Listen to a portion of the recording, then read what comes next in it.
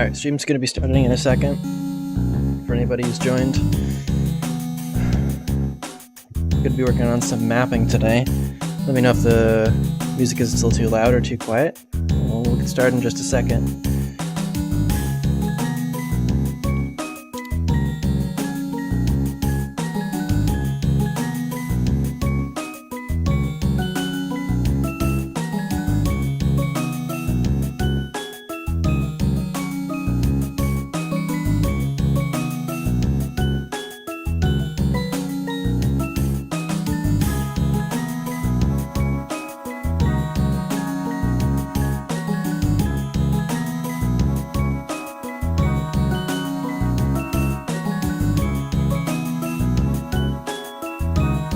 Alrighty. Alright, sweet. I think we got a couple people watching now. Fortunately, I'm not really getting chat to pop up for me. I guess we will get to some mapping. That's what y'all are here for. Alright, make sure I got my setup great. Alright, so let me know if the music's too loud for anyone watching, and we'll go ahead and get started on this. So, quick recap of what we've been doing. We've been working on Ruby Road, which is here, as well as Olivine City, and we're going to be working on Sapphire Street today. So this is going to require a little bit of a little bit of difficulty in development because there's going to be some stuff I'm not used to editing. Also got some PMD music. What's up, Debug? Welcome back. Welcome to the stream.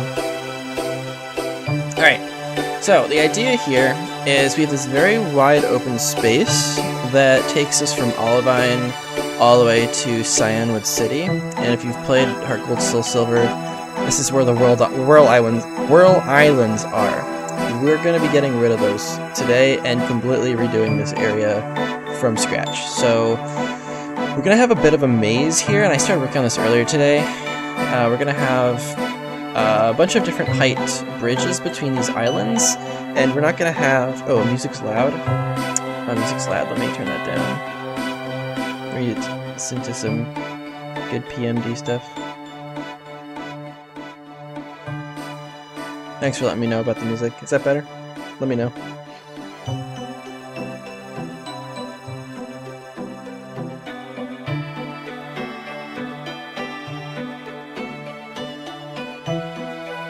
Alright, sweet. Good to know. Alright, so idea here, we're going to be messing with some of these heights. I have some smart objects set up to make this a little bit faster for myself because I was working on this earlier and it was just taking so long.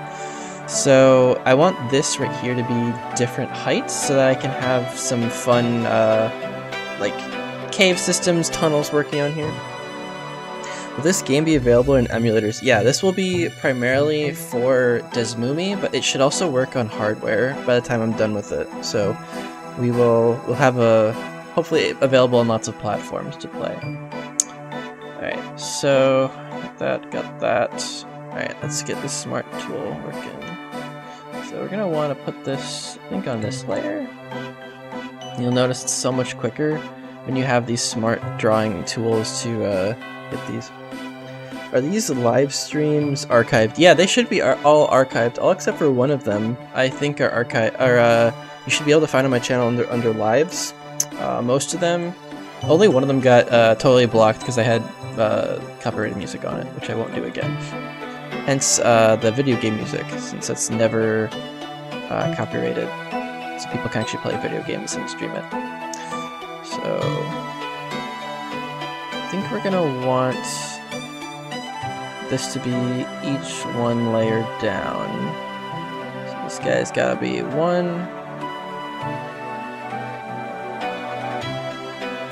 Alright, this one's gonna be 2. This guy's gonna be 3. Alrighty. So currently this is a height of 3. We want this to come down a little bit more. Also need this guy come one further. Great. Oh, this is such a good track.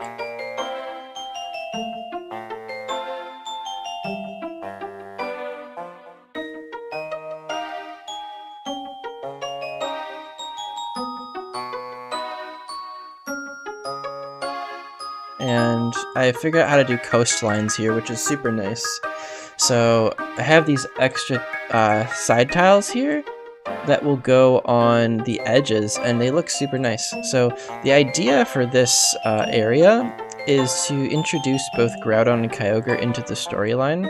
The idea of Mythic Silver is that we are encountering lots of mythic and legendary Pokemon and working them all into the story together.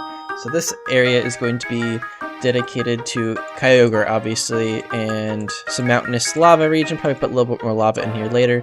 You'll have an encounter with Groudon there. The primal versions, actually. So, fortunately, we have access to primals due to the epic nature of HG Engine, which gives us all sorts of different forms. Alright, so we're going to want this to look slightly different. We're going to want this guy to come in a little bit, like so. And I'm going to, I think, this is a great track as well. Actually, let's have this come only down slightly like this, and do one of these. Alright, let's get rid of you. And we'll come here. So a lot of this is heavy on planning and less so on actually putting the tiles down. This is, yo, what's up, Taylor? Hey, good to see you, man. Glad you could come by for a stream. We're developing some maps. They look pretty bad right now because we're not done yet, but we'll yeah, we'll be making some progress today, hopefully. This is what I like to do when I'm not dealing with my graduate research. Also, these seem like a lot of remixes. Yeah, I think someone actually sprited Ogerpon and Terrapagos, and they put them in HG Engine already, like before the DLC even dropped. Someone was like testing them out. They had some spriting issues, I think, but for the most part, I think they were working well. Okay, let's get some of these.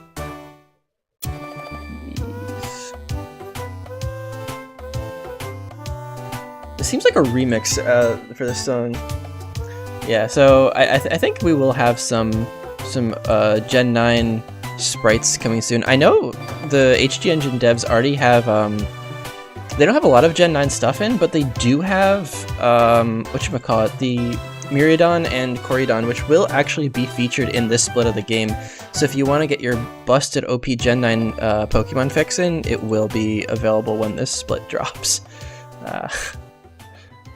So you get that to look forward to.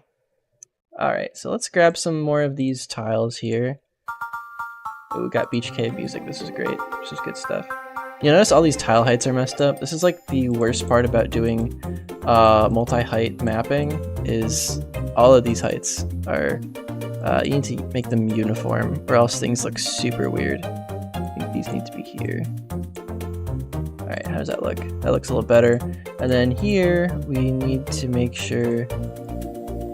Take a look at just this area. These need to be all 2, I think. Alright, so if you take a look at this, boom, fixed. Yeah, this is gonna be a DS game actually, so I can give you a quick view of the rest of the mapping we've done. So in the very beginning, we have Newbark Town, which is flooded with lava. Don't ask why. We love lava here. And we have Newbark Spring, and this part's all scripted and done in the game. This is in Split 1. If you want to play this beginning part for yourself, it's you can check the Discord. It's linked in the description, at least it should be, and you can find everything under the MS Development channel. So this part's all like flooded with lava. It's a lot of all this cool place. It's kind of just redone completely from scratch. I have this entirely new cave over here by Cherry Grove, And I haven't done this part yet up here. If we come up this way, this is Ravaged Meadow, and if you take this cave here, then you will actually come to Magma Crevice, which starts at this little guy here. You come up through here, there's a Galactic Grunt Gauntlet. Oh, I should mention, despite the fact that this is Heart Gold Soul Silver, I've replaced Team Rocket with Team Galactic for story reasons. Then you have this Magma Crevice looking thing here, and you have the Ice Crystal where you fight Kyurem, the Fire Kyurem, which is kind of cool, the Ice Fire aesthetic. And here we have more lava. You can actually walk through here under this lava segment. It's pretty cool. Once you come through there, you'll actually be at Blackthorn Plateau, and so the entire region here has been remapped to have some spear pillar-ish texture. The idea is to have some dirt covering this like ancient brick. And so, playlist I'm listening to. This is by PMD Gang. It's a pretty good playlist. It seems like some of these are remixes, not from the originals, because I've listened to the originals a lot, and these seem a little bit different, but I super like them. Pretty chill. Obviously, this looks very empty because there's no buildings in the mapping software, but you can see we have grass in every town, which is super nice for encounters. We get to Winter's Edge, and this is using another tile set. The idea for this hack is to make as many tile sets as possible in one game, so we have variety, because I personally like variety in my hacks. Then we get to the Mahogany Slum. At some point, I'm going to be mapping places, these little caves down here, so you can actually jump into this into the sewer system. I haven't done that yet. Probably gonna go back in the future and do that. This is my crowning achievement so far of this. I've already done a development stream on this and a time lapse, but basically this is called Avalanche Pass, which is modeled out for a place in real life. And this is Avalanche Lake, which is a small little lake, but this cool little chasm here you can walk over. It looks great in game. Another Galactic Grunt, and you fight Cyrus at the top, which is pretty fun. And then through here is another cave. This cave is going to bring us to Volo's Rift, and you actually get shoved off a cliff by Giratina over here. And then you drop down into this, it's supposed to push you into hell or whatever, because Giratina is it's his job in the Pokemon world. And you fall down here, and you gotta climb back out, and you actually fight Morty here after you fight Giratina. So this is where you fight the second gym. And the idea behind this hack is to have things be in a different direction than normal. So normally you fight Faulkner first, but you actually fight Price in, I forgot to show, Frozen Chasm. So this is Frozen Chasm here. You fight Price here, and then up here, you're going to be fighting Morty. And so this next split of the game is going to take us from Ekritique, which I have not... I'm going to probably leave the mapping the same from Garbage Gold. And then we're going to come down Ruby Road. We're going to fight Groudon. And I think there's going to be an encounter with, I think, Jupiter from Team Galactic. Come down here. And so this is all Gen 3 tile set, since we're going to be fighting Groudon and Kyogre. And I think it's really cool to have that mixed in. Olivine City is also all in Gen 3. And all this water here is animated. It took me a couple hours, but I figured out how to animate both the lava and the water. So today we're going to be working on Kyogre's regime, and I don't really want to have surf be a mandatory thing, so we're going to kind of limit this to different passageways that connect to land. I might add some shallow water you can walk through, but I don't want HMs to be necessary, because it's kind of weird. Don't really like that. Makes you have to change up your team, and people don't really like that. So that's where we are today, and there's a little recap of what we've been doing.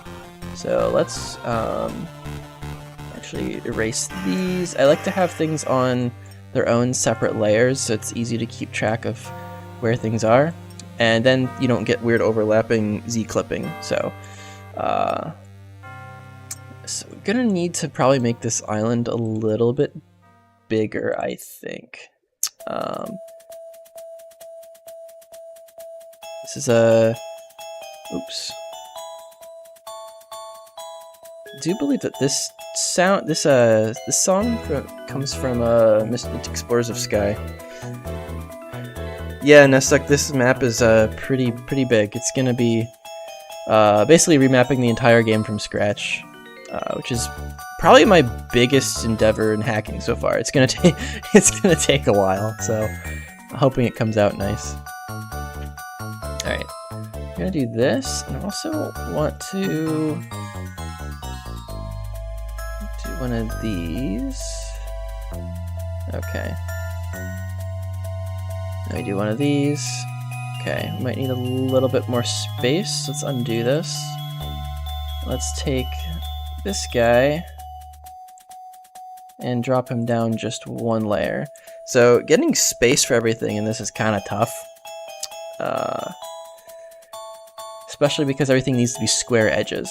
So let's get one more attempt at this and see what we get here. So we want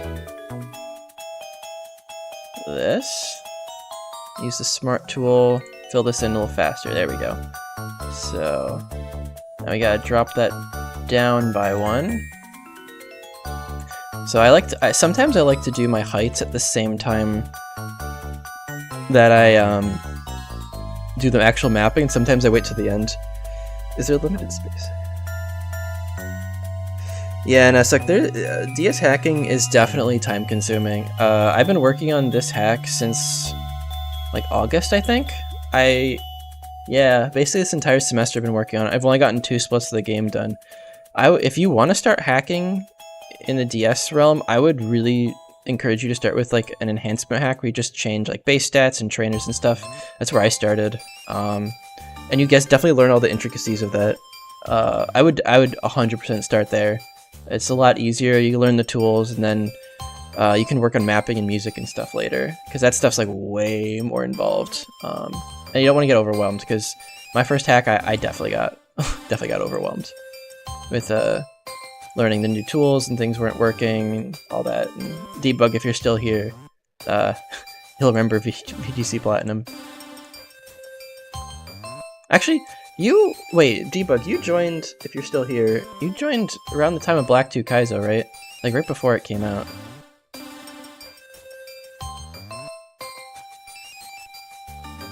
Okay, so this guy. And your question, is there limited space? There's limited space in the sense that each map is, if you like zoom out a little bit, you'll see this red square here is 32 by 32. So each map, I can pull it up in DSPRE right here. So each of these 32 by 32s corresponds to one of these cells right here. So I'm working in this area here. I can add new space out here, but most of the time I like to stick with what's already there. There's only a couple times, like in the Cherry Grove Ruins over here, that I've added a totally new area. And it's not hard to add a new area as long as you use the same textures, but most of the time, it makes the map feel a little too big. Gotta definitely be careful with that. Oh, we got some Steam Cave music going. This is nice. All right, so I think what I want to do here is add a cave entrance, and I think we can work this in quite nicely with everything else. So let's make a cave entrance. One nice thing about using these Gen 3 tile sets is that things are very simple to merge together, and the texturing is very, very simple. There's nothing like really complicated like Gen 7 or Gen 5.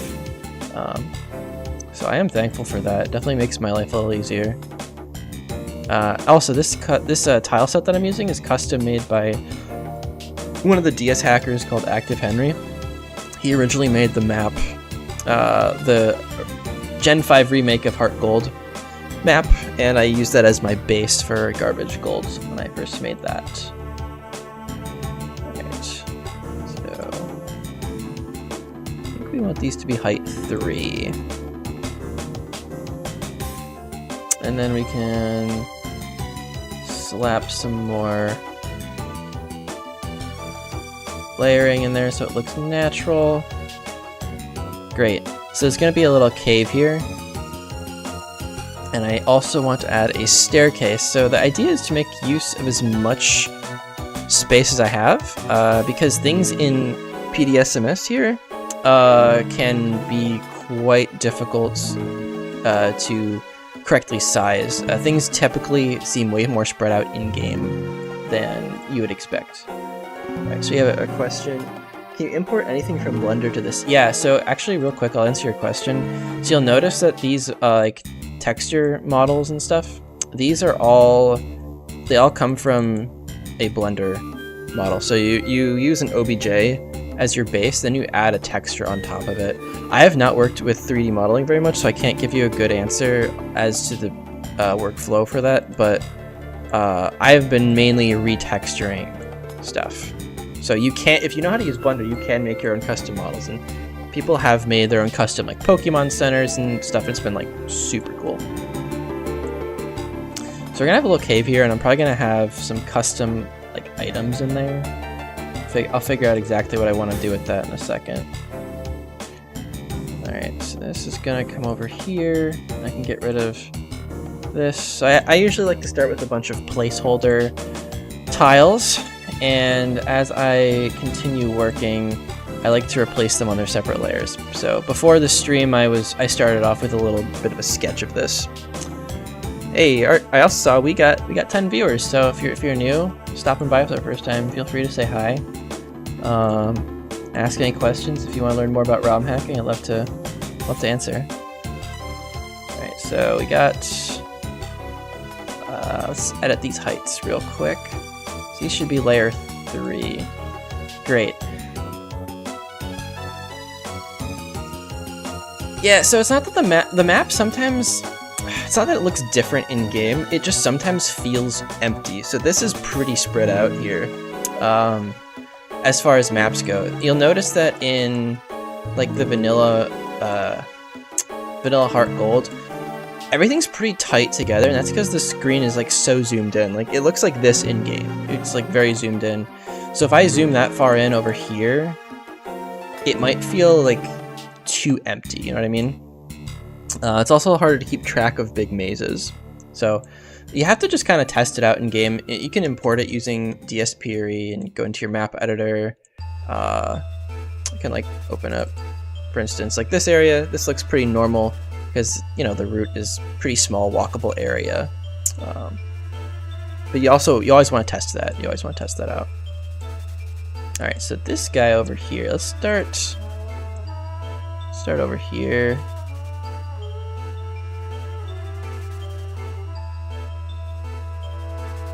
I think we also want to get rid of you and put that down here. Also, some of these PMD tracks I've never heard because I haven't played the whole series. Oh, alright, so let's go on to this layer here. I think I need to make this island just slightly bigger.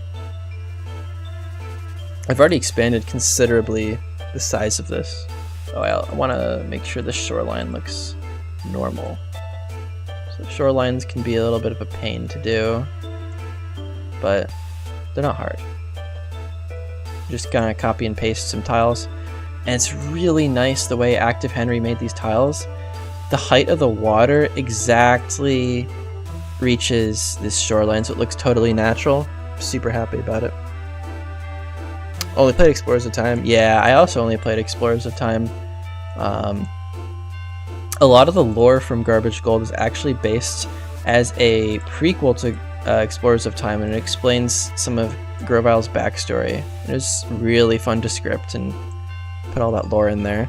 Not a lot of people have, I think, like finished the game, so they haven't gotten to see the full effect of it, which is a little bit sad, but that's alright. Hoping eventually to finish the Garbage Gold series. The video series I was doing on it. Alright, so this guy looks good. Now we just need a couple more filler tiles to make sure it doesn't look weird. Let's grab one of those. Put these at the corners. I think they're on the correct height. Great, so now this thing merges seamlessly with the water. Alrighty. Might be interesting to have this layer be coming right up to the water. So let's actually do that. Why not? How do I want to do this? Let's grab these tiles. Do one of these? Yeah, we're gonna need to drop that down a little bit. So let's... Yeah, we'll need to drop those down in a second. Let's do that now. So we gotta drop these to layer 1. Oop. Wrong layer. Layer 1. There we go. And then we'll have to move this, where are we? Move the coastline out just a little bit. Like so. Boom, get rid of that. And let's copy and paste some of the other.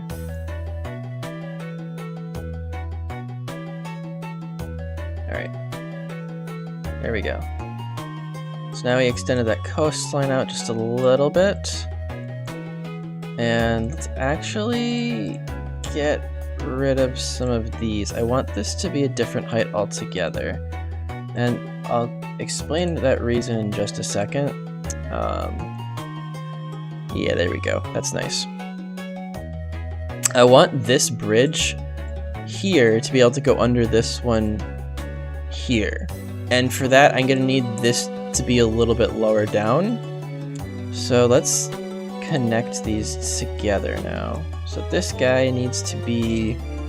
Let's actually make this bridge a little wider since we can afford to. Okay. We'll drop it down one layer. Great, that actually connects pretty well. Yeah, I think that connects pretty well. Alright, so let's drop this guy down by 1. I also am going to have a one-way tiling here, so let's have a little bit of fun with some monodirectional. How much time have I been on this? Like how many hours mapping? A lot. Like I said, I started this in August. I've had to make a lot of custom textures and stuff and scripts. Honestly, scripting has taken longer than mapping. Mapping is probably the most fun of this. Hey, Pokemon Garden. Thanks for the compliment. I really appreciate that. I am trying to make this look as good as possible. It's not always easy. Alright. So let's make this platform. I definitely want to make these islands slightly bigger than I have been making them. It really helps. Really helps with giving the player like they feel like they have enough space. So let's leave you here. And actually, I think I want to put this on a separate layer since this bridge is going to be going under another bridge. So let's put you here. Layer you on right now by default. I think that's perfect actually. Okay, so now you can actually walk underneath one. Love the diversity of areas you've added. Are you adding a lot of Gen 5 plus mobs too? Yeah, so this game's going to have gens like 1 through 9, but since it's Mythic Silver is the name, the entire gimmick of the game is that it's only mythicals and legendaries. So basically you're going to get every gen of legendaries, including like Ultra Beasts and all that good stuff. So you'll have an excuse to be a dirty Uber spammer if you so desire. Enemy trainers will have like the normal mons, and so a nice thing about HG Engine and the reason why I'm able to do this is you can give enemy mons set IVs and EVs. So you can actually balance things by like giving like like a P-Dove or something a shit ton of like EVs and HP or something. And so you can actually balance it decently well, which is pretty exciting stuff.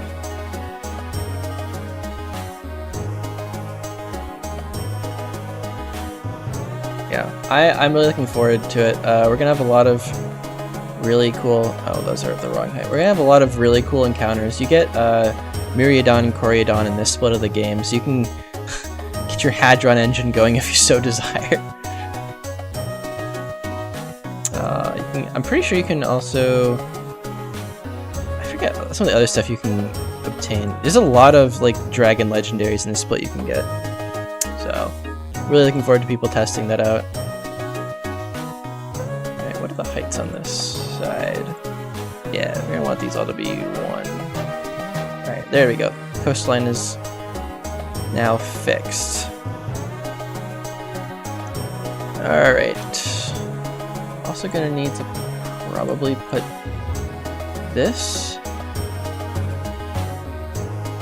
on this layer. There we go. And drop it down by 1. Sometimes you gotta mess with the layers in order to get things to work, especially if you have overlapping regions. And that's just the way it goes most of the time.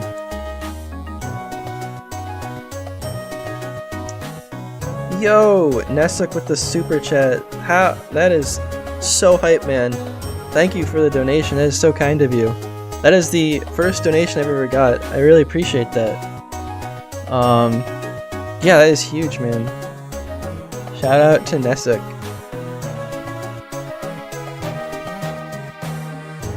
Yeah. If you, yeah, man.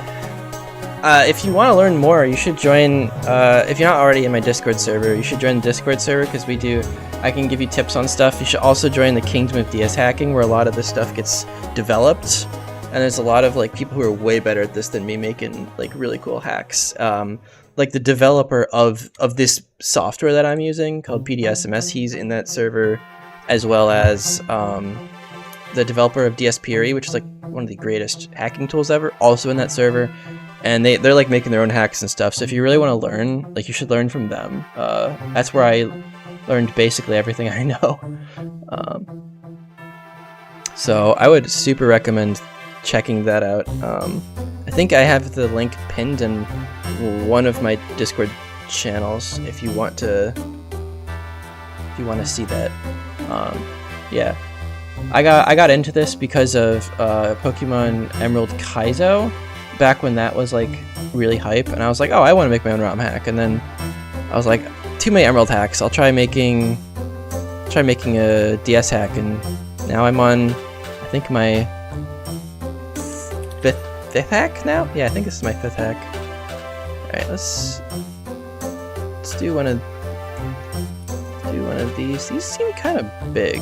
Why do these seem so big? These are kind of smaller. Okay. Alright, so let's make a one-way ledge here.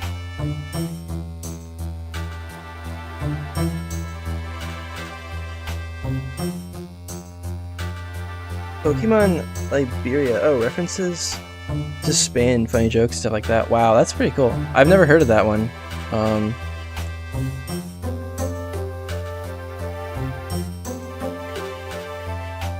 Where's the bottom piece to this?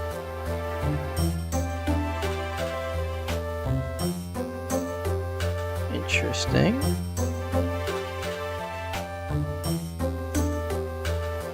Yeah, that's super hype. Why is it like that? So I didn't make this tile set, and there's some stuff in it that I just do not understand. Okay, that looks fine. Now we're gonna have to adjust the heights of everything here, I think. I'll be honest with you, I have probably made more hacks than I've played, just because I enjoy like developing the game more than I do actually playing, which is kind of weird, but I think I just enjoy the process of seeing things get made and seeing like visible progress. Alright, let's do this. Let's make some this. I want to expand this just a little bit so I can add another height to it. Alright, cool. Get that height different. Let's raise this up just... Wait, why is that floating?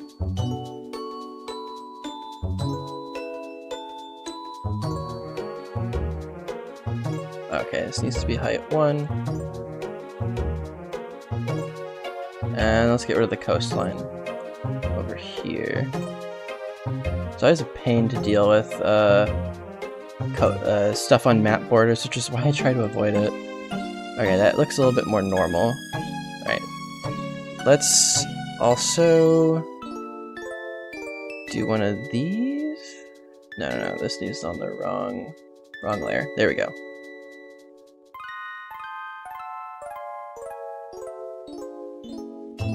Okay, do one of those. Boost this up a little bit. Okay, we have just enough room, I think, to make this work.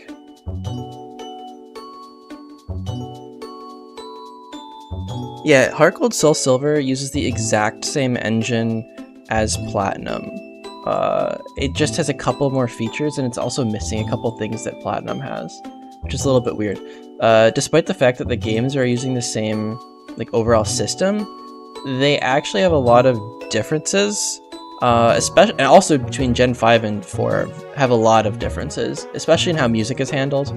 Like a lot of the soundtracks are just way bigger in Gen 5. Most Gen 5 games are actually twice the size of Gen 4.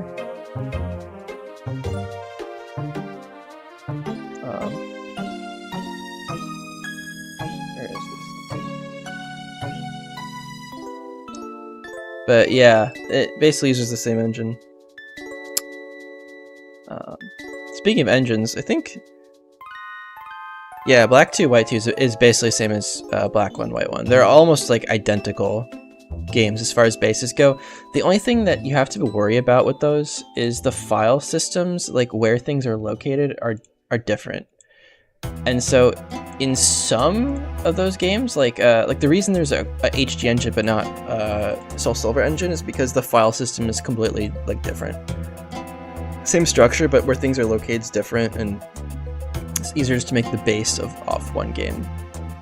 It's kind of like how there's a Fire Red upgrade and not a Leaf Green upgrade. Well, that's why you see more Fire Red hacks than Leaf Green hacks, at least. I actually don't know the status of the Gen 3 decomps. I probably shouldn't talk about it if I don't know it. Alright, so this guy is going to be layer 1.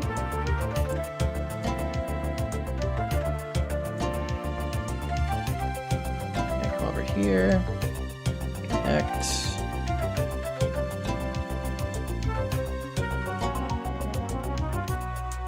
And then this guy needs to be swapped out for the correct layer.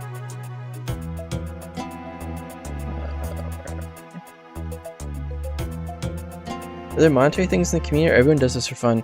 The only money I've really made has been off... Oh, this is on the wrong layer. I don't think anyone directly profits from any of this, because it's kind of like illegal to do that, since this is all Nintendo's like proprietary software, and that's like get like sued for that.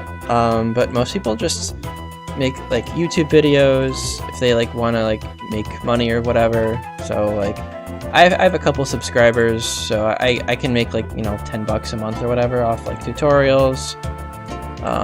Nothing big, but I think most people just do it for fun because they like hacking stuff and they just find it a hobby. And I think people mostly do it just for fun. HGSS. Oh, you do videos? Yeah, I'll check out your channel later, after the stream. See what kind of stuff you do. Yeah, I am hoping to hit 2,000 subscribers soon. I've been doing a lot more videos recently, and it's been pretty fun. Also, there's like no real like ROM hack YouTubers who do development stuff, so there's not really much competition, which is nice in that sense. Oh, okay, you do stuff for younger people, got it. So, HGS's biggest flaw is unlinearity. After I critiqued him a solution to fix it. Yeah, so the biggest fix for the non-linearity in this game is playing, what is it? I think it was either Turtle Isaac or Ref Platt who made a non-linear version that scales every single trainer after a certain point in the game, depending on what way you go, and it's like crazy amount of the work you put into it. But you can just do scripting to like block off an area. So obviously after I get to critique here, I'm gonna have nonlinearity. I can just have a flag that like puts an NPC in the way here. And so you can't go to this loop yet until after you complete the story. And so obviously like this Mythic Silver is not going to follow the normal progression path, and if you use the flags and variables that are in the game and you like rewrite everything from scratch, it's not too hard. It's not too hard to just like have a script that like puts NPC in the way. But if you're trying to like work with the game as it is, you have to be really careful about like using already used flags, which is why I want to do this from scratch. Percent finished this game. After I finish this split, I would say 50%. So we're probably sitting at like 35-ish percent finished, but there's a lot still to be done. Garbage Gold took me about 500 hours to do from start to finish. It was 8 months. So this is probably going to be about the same, if not longer. My first 2 hacks only took me about 4 months because they were so much simpler. Oops.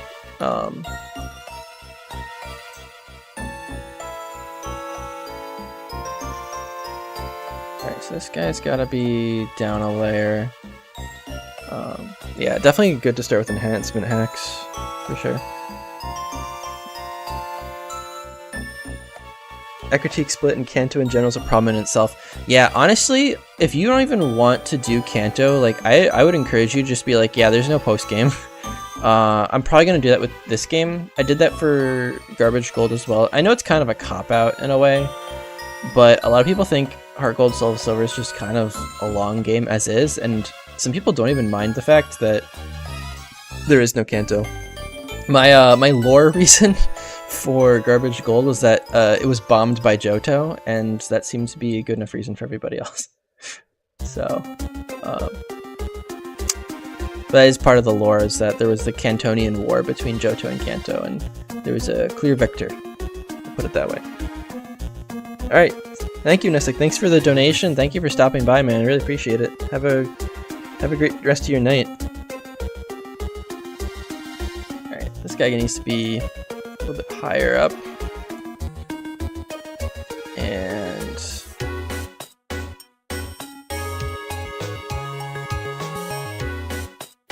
this one also needs to...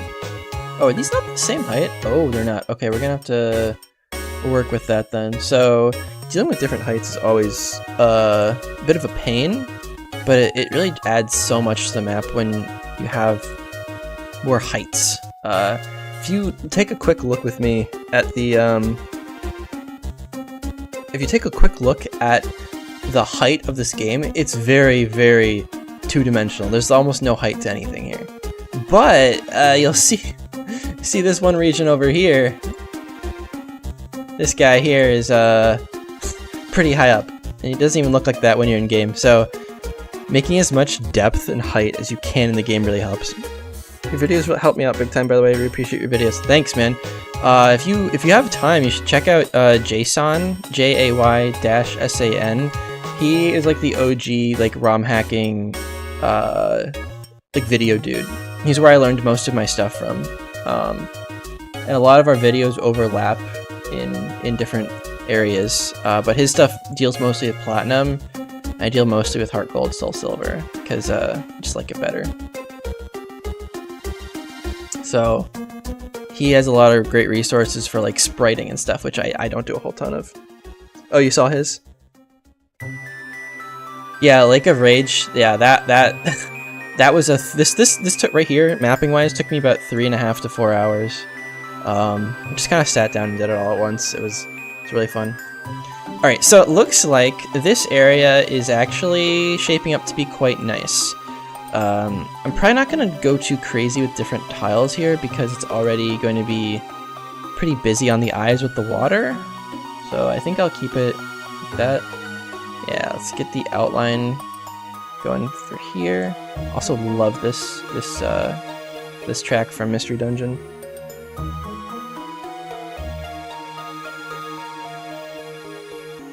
Alright, let's get these in here.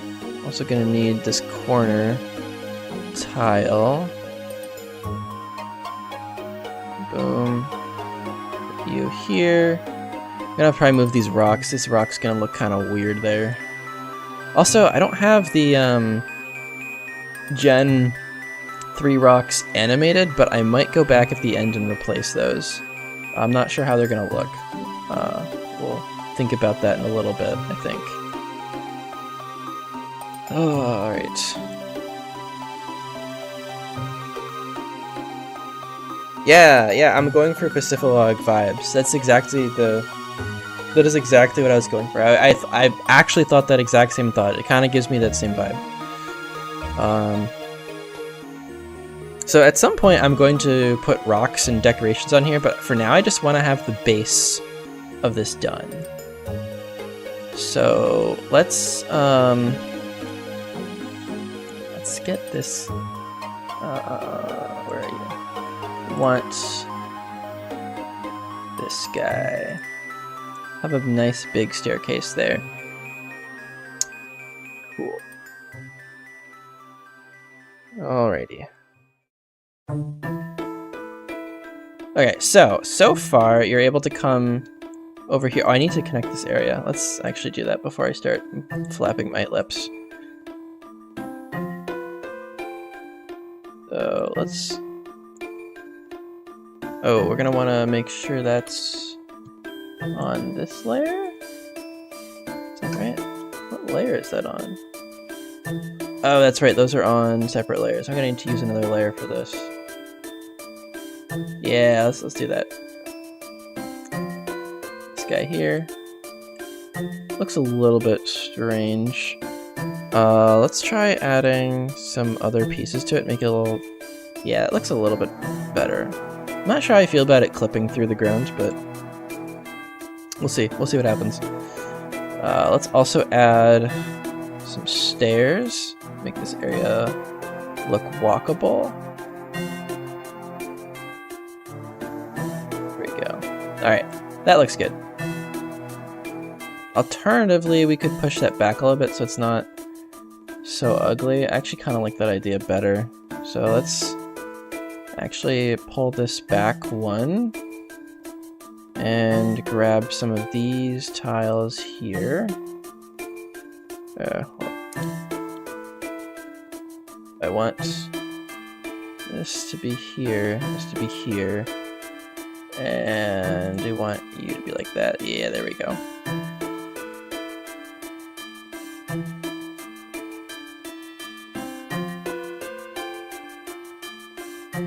I think I want that to be on this layer. Yeah, there we go. There we go. Now, let's grab the staircase tiles here.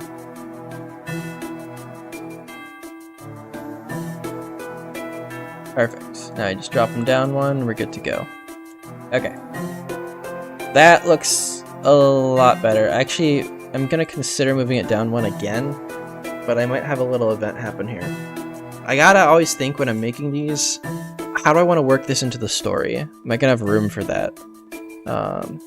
So bigger areas like this that seem empty are probably gonna have more of a story to them. Alright. Lastly, we're gonna want this here.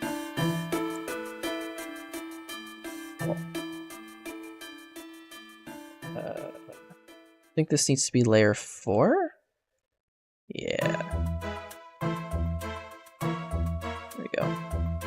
And since we have a 2 wide, we can actually go with some fancier tiles, which is always nice.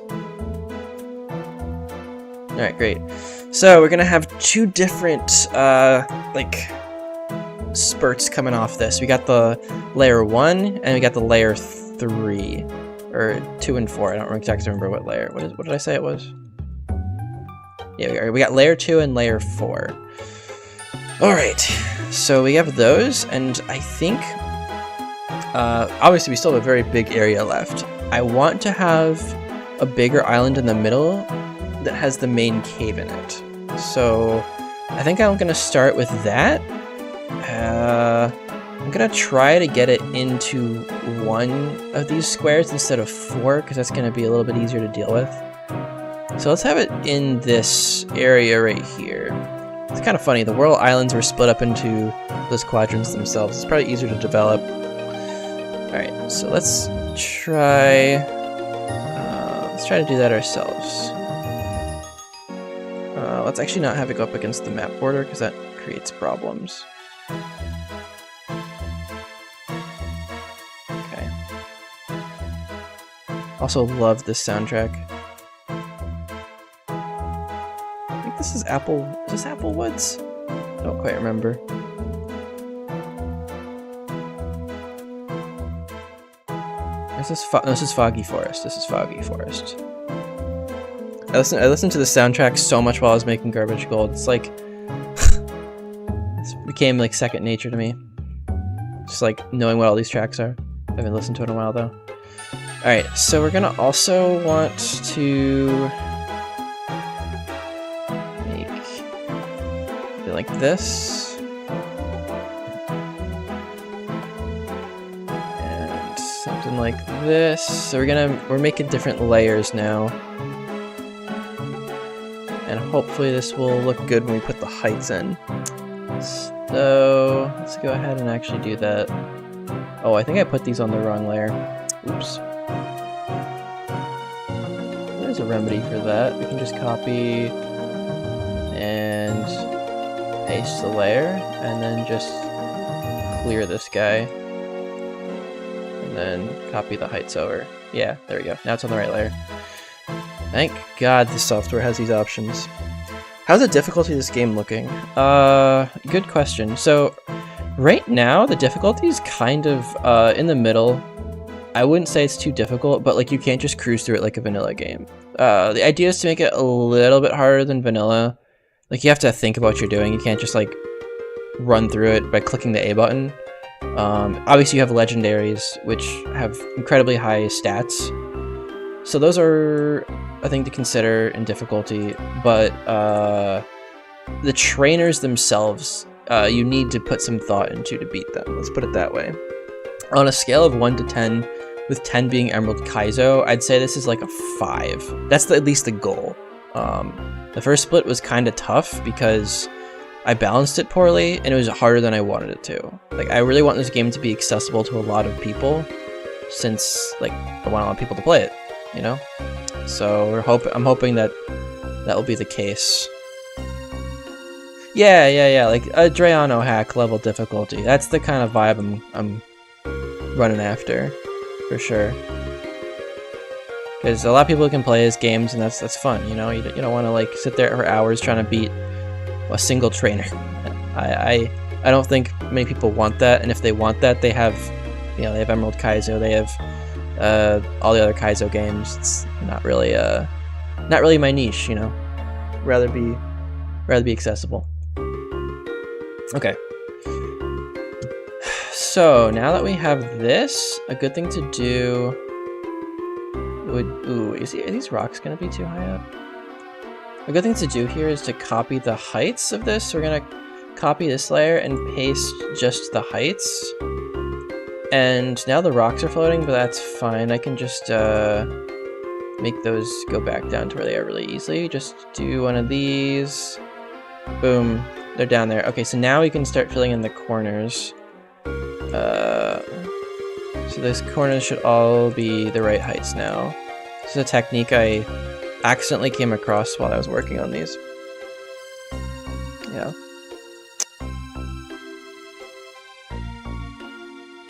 I'm gonna be posting more Mythic Silver videos as well coming up on kind of like just some cutscenes that I've scripted. I think you can find some of them on Reddit. I think I posted some screenshots stuff on Reddit at some point.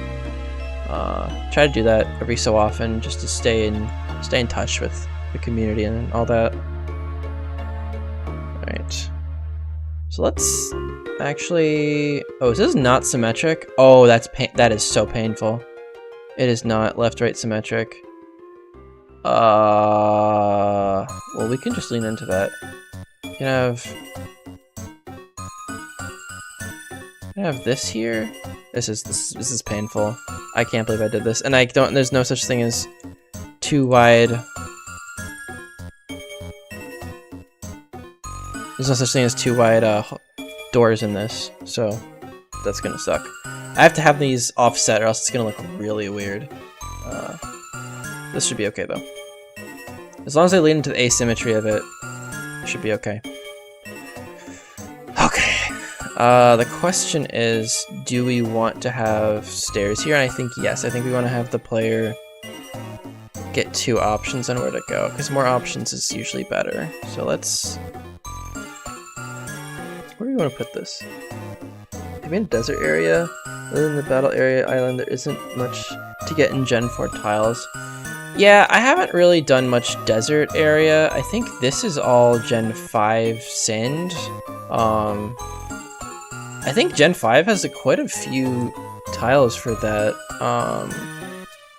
I think Desert Resort from Gen 5, like Route 4, has a lot of those tiles. I don't think I've used them though. I don't think so. I might do that for... it'd be kind of fun to do that for like one of these routes, connecting Eckercheek to like Goldenrod, but I haven't quite decided on those yet. Yeah, I actually genuinely think this is an opinion. This is not like fact, but I think Gen 4 tiles are really ugly. I don't know. I just think they're like a little, like they're flat. It's like a weird transition from Gen 3 to Gen 5, and I don't know. They kind of just disappoint me a little bit. I think Platinum had okay ones, but Gen 4 Heart Gold Soul Silver tiles I genuinely just don't like. Okay, so you can have the ability to go on this upper level here. Okay, so this is gonna be, in this cave is where we're gonna fight Kyogre. Or at least find Kyogre. I don't know if we'll fight him, he might just join our team or something. We'll see. But for now, I think what we want to do is bring these tiles down a little bit. What would have been live for? Been streaming for about an hour. Probably want the stream to go for like 2-3 hours. See what I can get done in that time. So let's bring these down. Let's bring these tiles down. So what layer are these? So these guys, I want this bridge to be considerably longer than the others. So like this, we can have some fun interactions on this bridge maybe. Or better yet, have an intermediate island. I actually kind of like, let's have one intermediate island that expands the bridge a little bigger. Yeah, I think there's a way to make the weather change with a script in DSP. I have heard about it, but I have not done it before. It's definitely possible to change that stuff. I don't think you need too much custom code for it.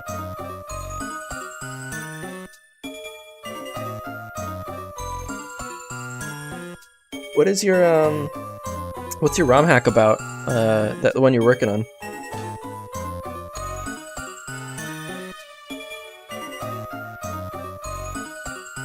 If you don't mind me asking. Or if it's a secret, that's okay too.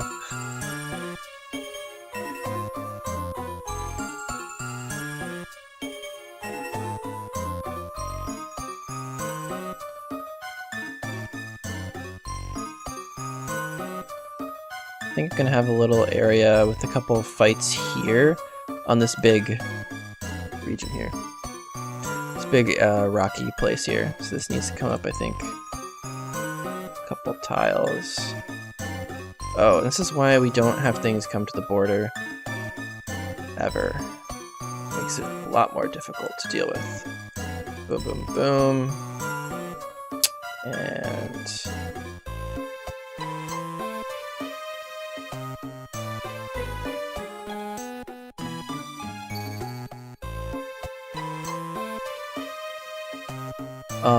sorry, I missed that comment, whoever just commented.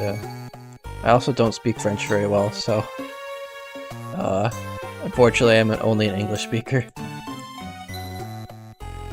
Alright.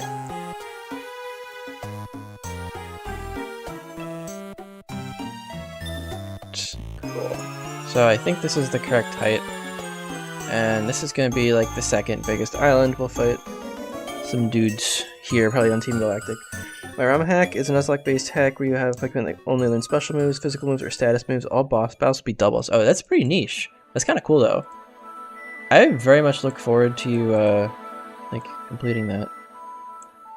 I think that could be really cool if you balance it right. Like, I feel like that would be a really cool challenge for people to do. Have like specialty Pokemon, and then double battles are also just great because you can do so much more strategy with them. Single battles are just very limited. Let's copy this layer, paste heights, and let's grab this, fill in the gaps.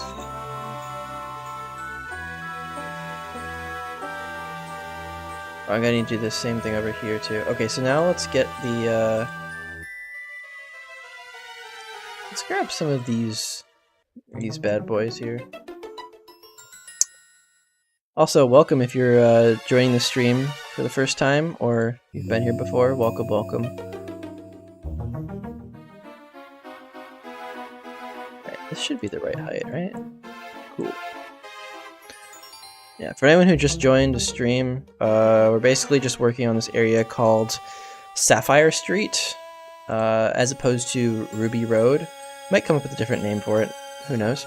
But basically we're going to be fighting Kyogre here, after we fight Groudon in the northern route. So we're going to make little patches of land for our player to navigate through a pretty big lake region. And hopefully I can make some good embellishments and stuff. Yeah, you say it's taking a lot of balancing, but yeah, it changes the way you plan yourself into battle. Expect it to be a game. Same for this game. Yeah, there's a couple people on my Discord server who's been playing the demo releases of this. You can find the hack patch in... You can find the hack patch in my Discord server under Mythic Silver game development, and there is a playable version. It's pretty easy to patch and play. Recommend using emulator. I don't know if it works on hardware yet, but I'm gonna make sure it does before full release.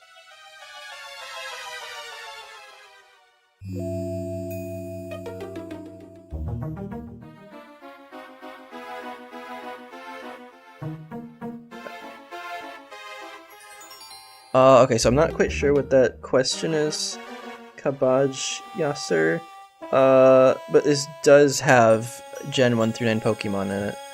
They're only going to be legendaries. That's the gimmick of this game. So, I'm not sure if you can understand what I said, but I unfortunately don't speak French, so sorry about that, man. This is such a banger soundtrack. I freaking love this.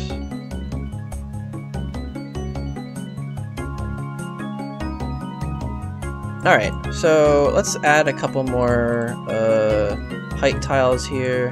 Make sure that things are looking okay. Boom.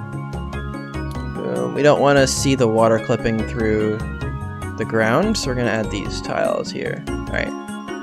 Great, and that comes right to the water. Looks pretty natural. Alright.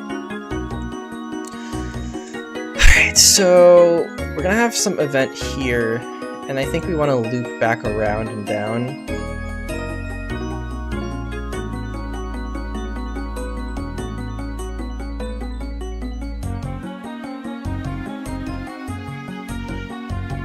Alright, let's take this and pull it down here. Let's have an intermediate island. Alright, good. That height's all looking good. I'm not a big fan of the monotony of the Gen 3 tile sets, because it just feels a little bit static. I mean, I get that's, you know, it's just how Gen 3 looks. Not sure how I feel about it, though.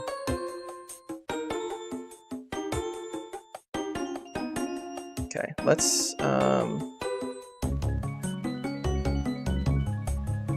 So this is a layer 1 map, so I can actually make this island pretty small if I want. the higher something is, the larger the area it has to take up, because every time you raise something up, you'll notice you need to like have these height tiles, and unless you're using like something that has a straight fall off, there's like these 5 tall walls that you get in Gen 5 tile sets. Unless you're using those, you gotta make sure that the height on things is appropriate, and that can really make a map increase in size, which is not always what you want.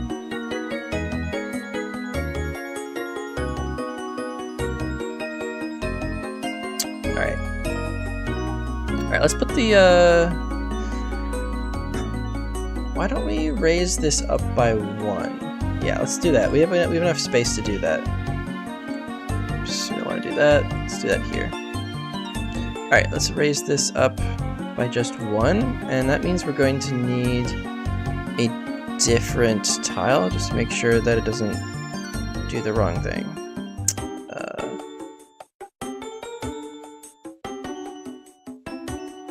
This is gonna work. Let's try it out. I think this should be fine. One good thing about this is that the water makes this a little bit easier.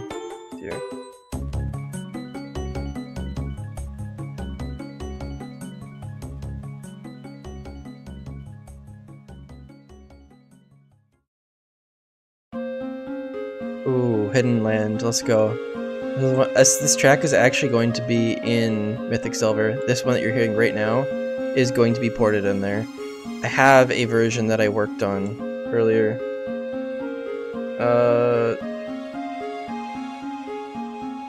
If you're asking if I can use cheat codes to do Mega Evolutions, you can use cheat codes in these games, but you can't. They're not compatible with PK Hex, unfortunately, just by the nature of the engine that it's using.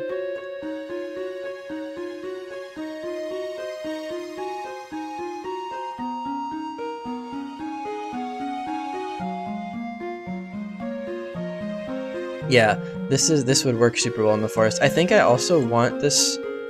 I might leave this this soundtrack in this kind of wasteland area here, because it's kind of like wistful, kind of sorrowful melody. Oh, I also want to show you guys something really cool I'm working on. You guys really want to like take a look at this. So I'm working on something really cool called the Global Warp System, and you'll notice that this map right here looks a whole lot like the overworld map. And basically, there's going to be a separate area of the game that you can go to, like at every Pokemon Center, like the bottom of every Pokemon Center, or like notable like landmarks like Avalanche Pass. So like you'll notice like up here, like this is a pretty important part of the game. There'll be like an NPC that warps you to this Global Warp Center, the GWS, I'm going to call it. And basically, it looks like the world map, but it's colored to look like the different pieces of the map. And so this part is like the starter town. This is like Cherry Grove, in the Blackthorn Plateau, all sorts of areas. And so you're gonna be able to like literally walk over the world map in the game to warp to a spot that you want. So instead of using fly, you can you'll be able to like fly to places, or like warp to places that aren't even normally flyable. And it's super easy to code. Just have to have some flags tripped and stuff. So this is going to be a work in progress. Like, obviously, once I'm done with the whole overworld map, I'll fill this part in and add the global warp system, which I'm really looking forward to implementing. I think it's going to look so cool. So anyway, that's just a brief meander over to there. Alright, so let's put the edge on this. Put the edging here. And I think we're going to need to raise these up. Yep. Let's also grab these side tiles from here.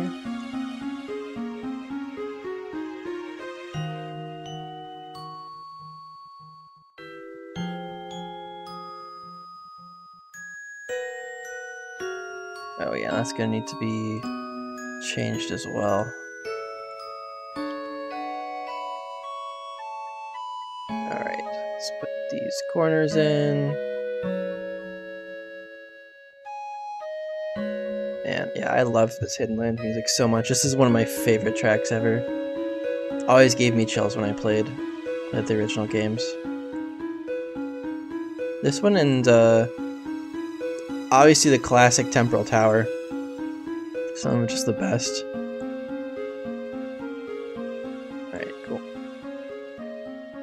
Alright, so this is going to let you get up to another height. Also going to need to... This is another good track. Fix this.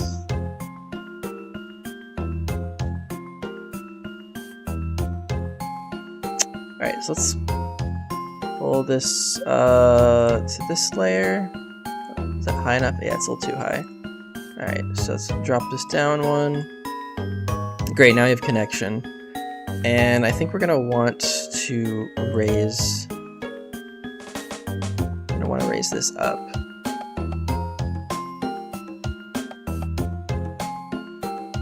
Alright, let's put some of these here. Boom, okay. And, oh, put those on the wrong layer. Let's make sure we're on the right layer. I even put this in my tutorial. Like, put your shit on the right layer. And I go making my own mistake. Ironic. Alright, cool. So now we have the stairs here. And we're going to need a... Is this layer? Yeah, we're going to need to use this layer for these sideways stairs. Also, might be a good idea to make these bridges a little bit wider so they look a little bit more natural. It's sometimes a good idea to make stuff wider so it doesn't look weird. I think this is the wrong height. Yeah, it's one too low. So let's raise this up. And you'll notice we still have plenty of height between these things to make it look natural. Yeah. And then we'll also have to fix up the shoreline since that's unfortunately the same. Yeah, there we go. Now I gotta drop it down by one. We should be good to go. Great. Yeah, so when you have a lot of heights and similar tiles all next to each other, you have to really work with the different layers to really accomplish anything. Alright. So I was hoping I could do something cool over here. Otherwise this area feels kind of empty. Oh, this track you're hearing right now, for anyone watching, this is the intro to PMD, Explorers of Time. This is going to be the intro to Mythic Silver. It's also the intro to Garbage Gold in the music. So you will hear this track in game when everything is properly inserted, which is pretty exciting. Pretty exciting stuff.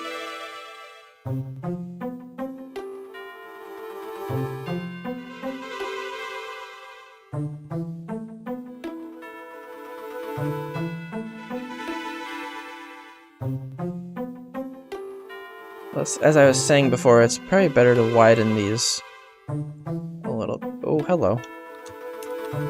Wrong layer. Nope, still wrong layer. There's the right layer.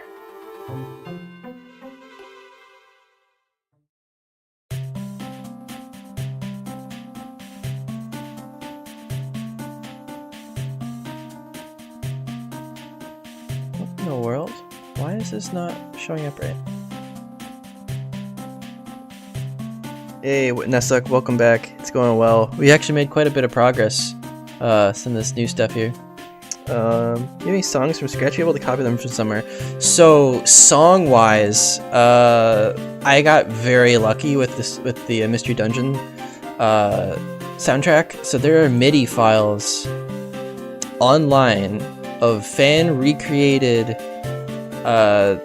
files, basically MIDI tracks of all these Mystery Dungeon tracks that I can actually insert them into the game. So if you don't know what a MIDI is, basically, I don't know, I mean, you probably know what it is, but it's basically just a sequence of like notes. It's like the instructions for what it's supposed to play.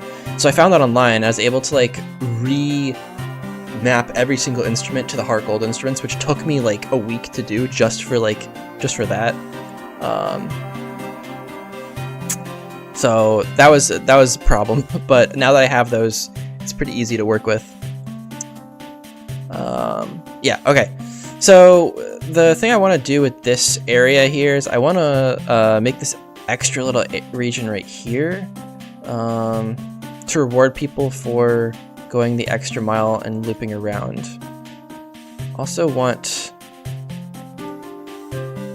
to have a jump down tile here, so you have to go sort of linearly through this.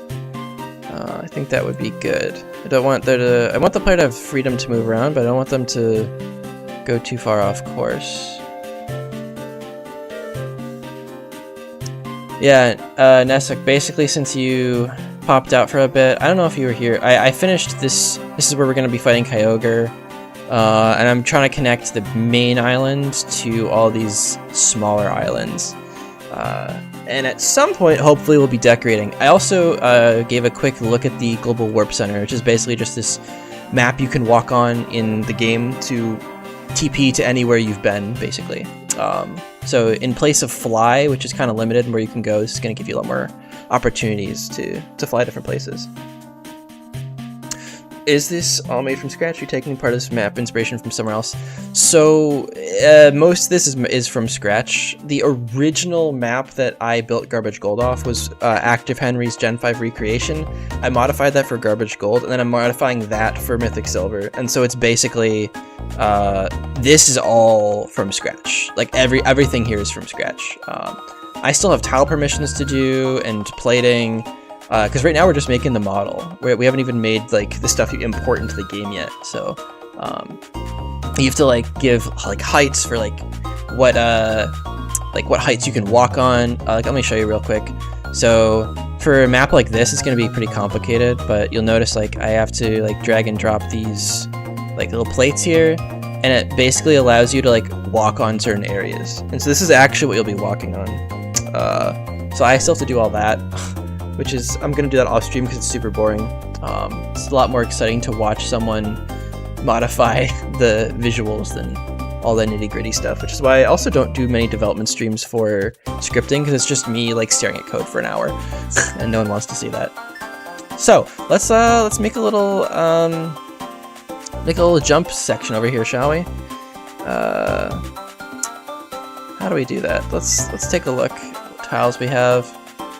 Okay, let's put these on this area here. Okay, so this looks a little weird. How about this guy? Does this guy look a little better? Yeah, that looks a little bit better. There's no bottom tile to that. It's kind of weird. You can probably just end it like this, I think. Yeah, I probably want to do that. Yeah. Alright, so let's actually bring this down a little bit further. And wrap around here.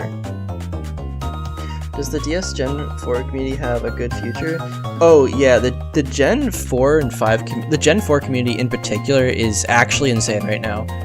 The HD engine being developed, it's still getting sprites for all these new Pokemon. It's like basically the complete Fire Red upgrade for Heart Gold. I've been keeping up with basically all the news, and like Gen 4, this is like 2024 is the year for Gen 4.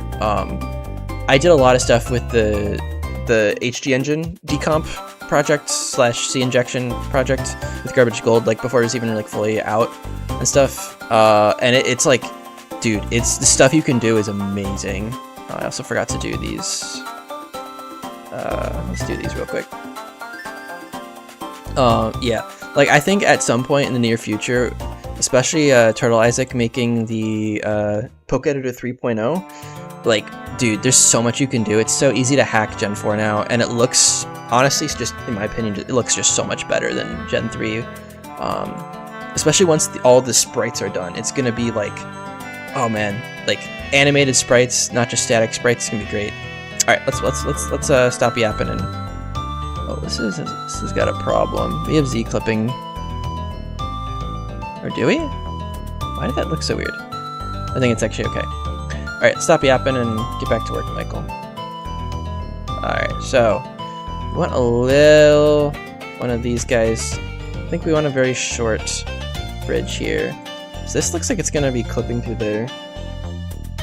And you played Gen 3, I played 1, 2, 4, and 5. That's all the main games. Honestly, like Gen 3 is cool. I kinda skipped it. So I'm kind of in the same boat as you.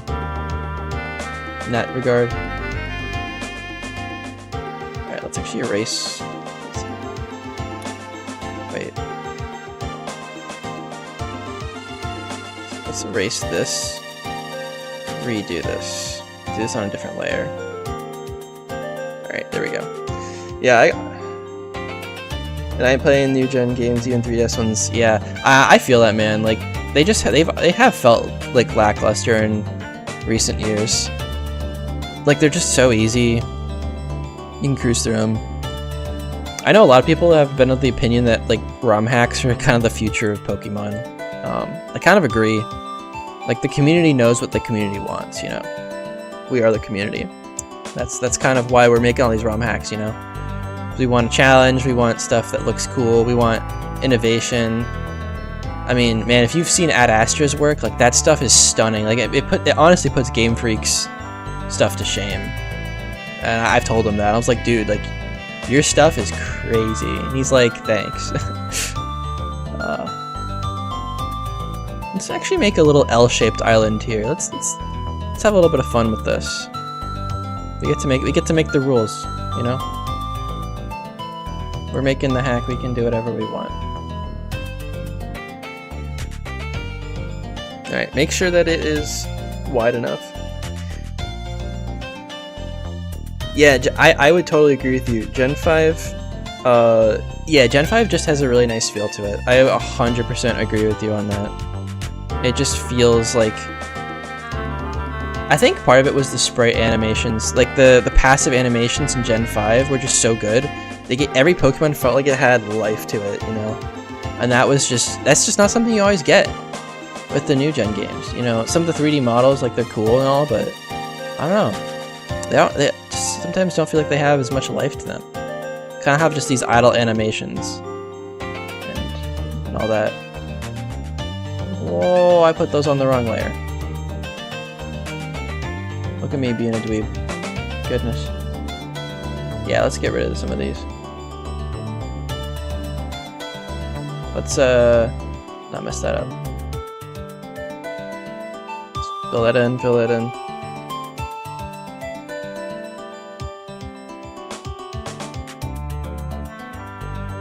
Yeah, oh, hey Top Gamer of TikTok, I saw you in the comments section the other day.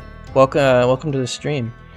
Yeah, man, like, some of this stuff that's being released with HG Engine, I got to have, like, a little bit of I wouldn't call it really early access. I just kinda... I started my hack my Heart Gold hack right as they, like, released the beta of it, and I was just blown away with the stuff you could do. I'm also super hyped.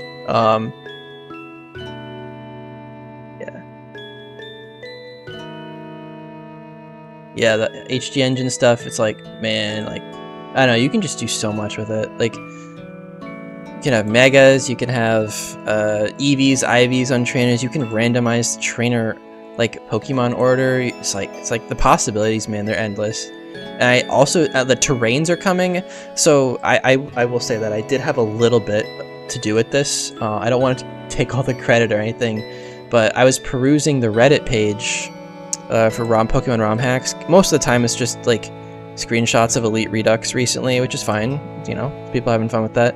But I came across this guy who had like coded terrains from for like HG Engine, like himself, like electric terrain and a grassy terrain. I think he had done himself, and I was like, dude, wait, we need this to be done. Like, this is not something implemented. So I like recruited him from Reddit. I got him to join the server, like the development server, and now he's like developing this stuff for like for us, and it's like crazy. Like I'm so glad I happened to like run into that. It's cool how like you network people, and all of a sudden you get, you know, people just like, you know, they come together as a community, and they, you know, they make some really cool stuff, and it's like, dang, like I know I could never have done any of this alone, which is like why I'm hyped about this. You know, it takes the whole community to do something. Oh, and thank you, Top Gamer of TikTok. Yeah, I actually went through some of the mapping earlier. I'll give you. So we got a couple new people in the chat right now. Here's just a quick overview of some of the mapping we've done. We got the new bark initial part, and Sla Lava. Got Magma Crevice, one of my favorite parts. Here, you got this fight with Kyurem White. You got the fire and ice together. I really love that. Got this cool part where you can walk under the lava. We have Frozen Chasms where you fight Price. It's an ice-type gauntlet. That's where the first gym is. Then you got Blackthorn Plateau and the Spear Canyon, which is actually a place you're going to come back to. We got Ekritique, or sorry, Mahogany. I always get those mixed up. You get the what do you call this? Avalanche Pass and Avalanche Lake. You got this nice chasm here. You get to walk across with these like metal things coming together. It's pretty fun. You got a whole lot of areas. This is from Garbage Gold. I'm probably not going to keep it here. It's called Crevice Cave. It's originally from Mystery Dungeon. But yeah, I just finished working on Ruby Road. So we got this lava is actually animated in game, which is pretty hype. I'm really excited. And then we also have more of Ruby Road. We got Olivine. Now we're working on the Sapphire Street. So super hype for working on this. Obviously going to add a lot more detail as we go, but for now, this is what we got.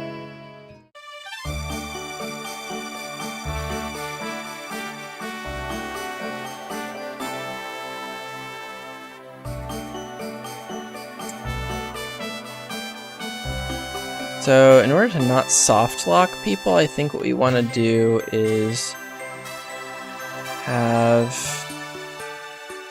we want this area to be pulled in just a little bit. Let's pull this guy in here. No, we want it to be up here. We want it to be this here, this here. Man, some of this music goes so hard. Wait, Gen 3 tiles and Gen 4. Yeah, these tiles actually weren't made by me. These are made by a ROM hacker called Active Henry. He makes a ton of tile sets and he makes them all free to the community use, and I've used a ton of his tiles. Some of them are a little wonky, I'll be honest with you, but like some of them are like pretty cool. So big shout out to Active Henry for his work and all this.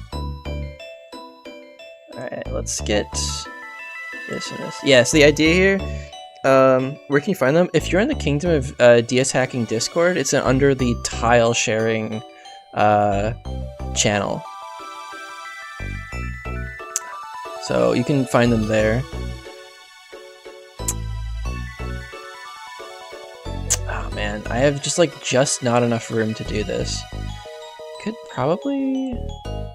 Actually no, there's enough room to do this. I just have to be smart with it. So what we're gonna do is shift around some of these heights here. We want this guy to be here, this guy to be here, this here, this here. I mean, you're gonna need some interior tiles like this, and we can fill these in like this. Yeah, there we go. This is gonna be a little bit awkward.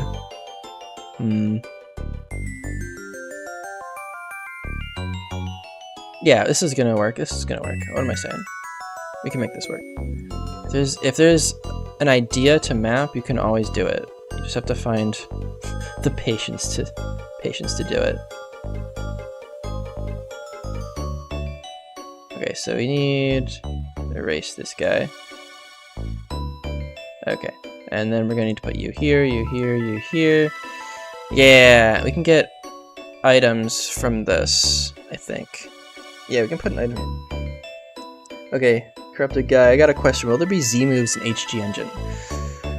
So they're not currently in development. I don't want to speak for Blue Rose because he's the guy who's primarily developing this.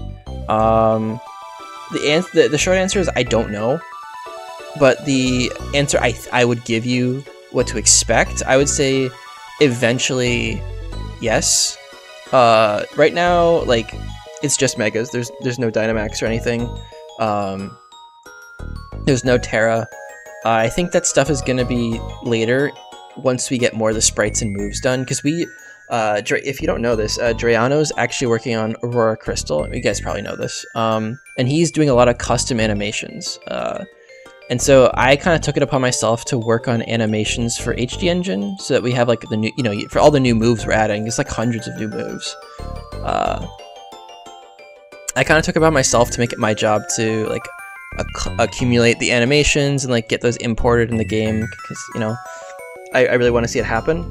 And so I like reached out to Dre and I was like, hey, I saw that you're working on all these animations. Do you mind if I like port them to the main HG Engine repository? And he's like, yeah, sure. Like I was gonna do it, but he had like this guy, like Dreano, this guy had 89 or 83 animations for moves, and I was like, dude, I'll like gladly rip these for you and put them in the main like repository for everyone to use. So I was able to help out. Yeah, the creator of Renegade Platinum is working on a new game. Yeah, he's if you've heard of Sacred Gold Storm Silver, he's making a version 2 of those called Aurora Crystal, and it was going to be the first HG Engine hack, but I beat him to it, making Garbage Gold. So yeah, I've got to see him working on that and tracking his progress, and it's been really cool to like work with these guys and just like kind of share progress, all that cool stuff.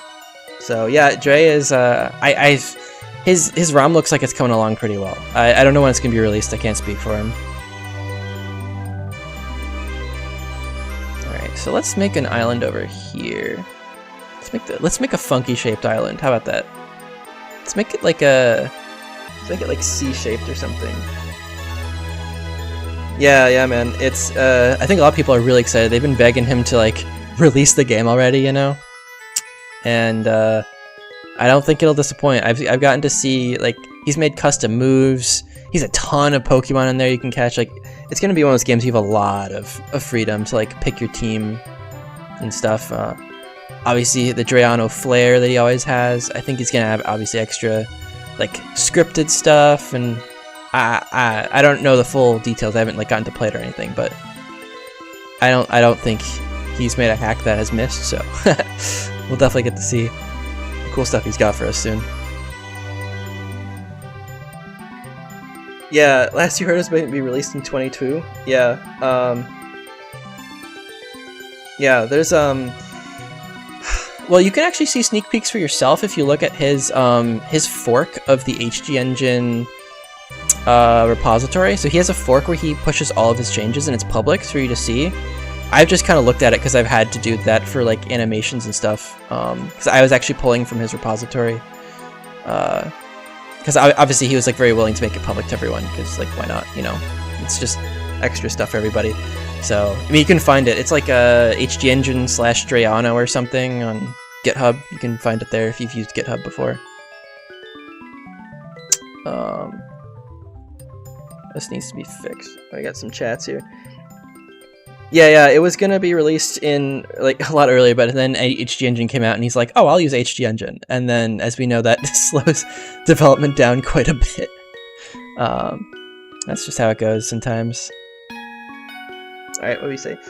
Logoverse, welcome to chat. Quick question, is there a specific Discord for Black-White ROM hacking? Ran into some problems.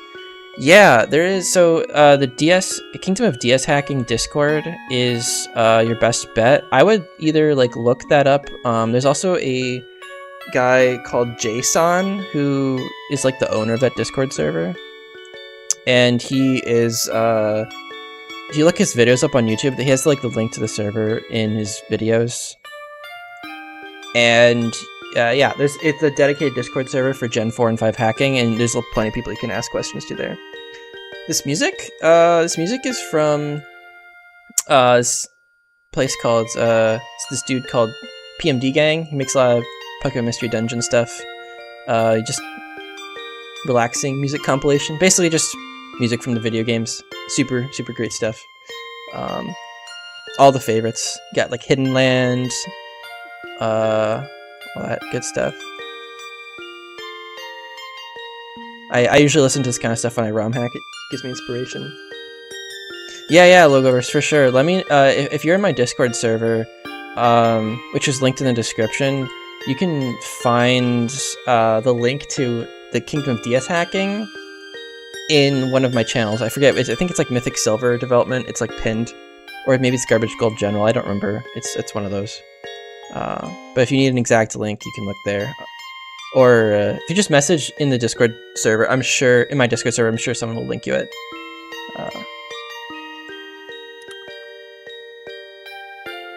Probably Dingus would link it to you. He's always active. But he's not in the stream. Yeah, alright, so this looks pretty cool. I like this like L shape here. And it can also link to a different height. I think I'm gonna leave an item like right here. I have a whole ass spreadsheet of like different item numbers that I can put in different places. So I should be able to put one there. Oh, so this is such a great track. I love it.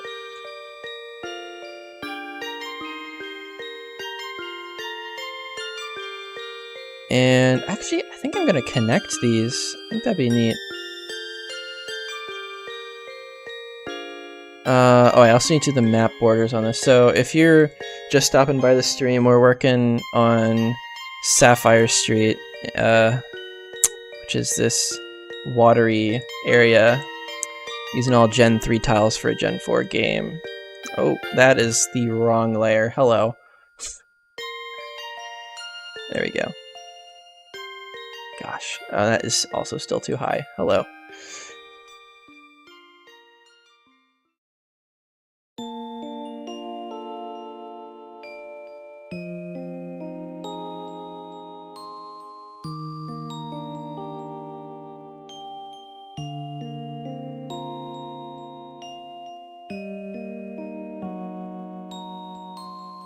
Alright. This is such a good song to end the compilation on. This is like quintessential Explorers of Time soundtrack right here. Man. That game was like so formative for me in my early years of life. Grovel shoving Dustnor into that pit. It's pretty sick. Alright, let's get these heights right. Shoving him into the dimensional hole. You're coming with me. Boom. Guy just gets roasted. Like, Gravel is like the definitional badass. You can't change my mind on that.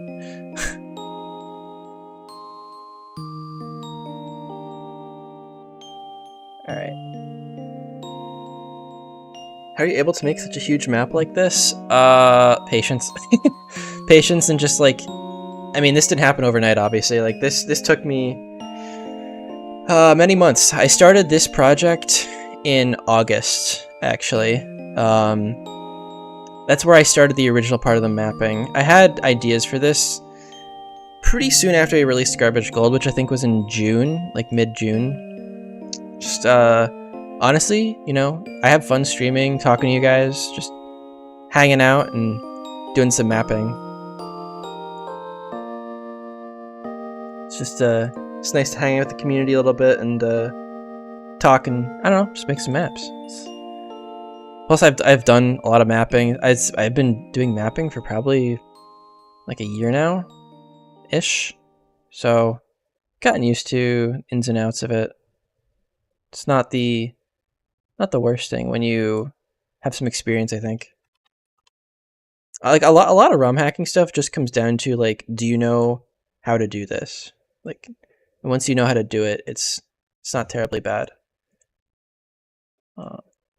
This guy's at the wrong height. Also, I think the music stopped. I'm gonna restart it from the beginning. Get a little bit of Garbage Gold has made giving me more appreciation for Butterfree. Yeah, yeah. Garbage Gold, Butterfree's probably one of the better things you get in there. You get some pretty bad Pokemon. This tile's messed up as well. Alright, let's get you. Let's get you. Okay. That looks a little weird, I'm not gonna lie. But I think it's fine, because the way the camera's angled, you can't really see it that much. I think it's okay. Also, I've gotten a boom stand and a good mic. My wife bought it for me for my birthday. It's one of the best presents I think I've ever gotten in my life. My mic quality, as well as like my webcam that I'm using, I can actually swap it for you guys. You can see. So, like this is a webcam. This is not like an actual camera. You can see my like lights are wigging out behind me.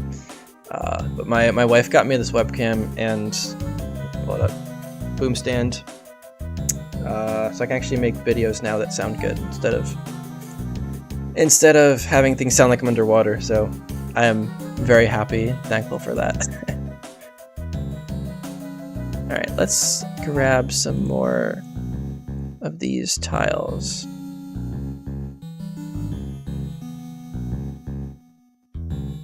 And let's make sure their heights are the correct height.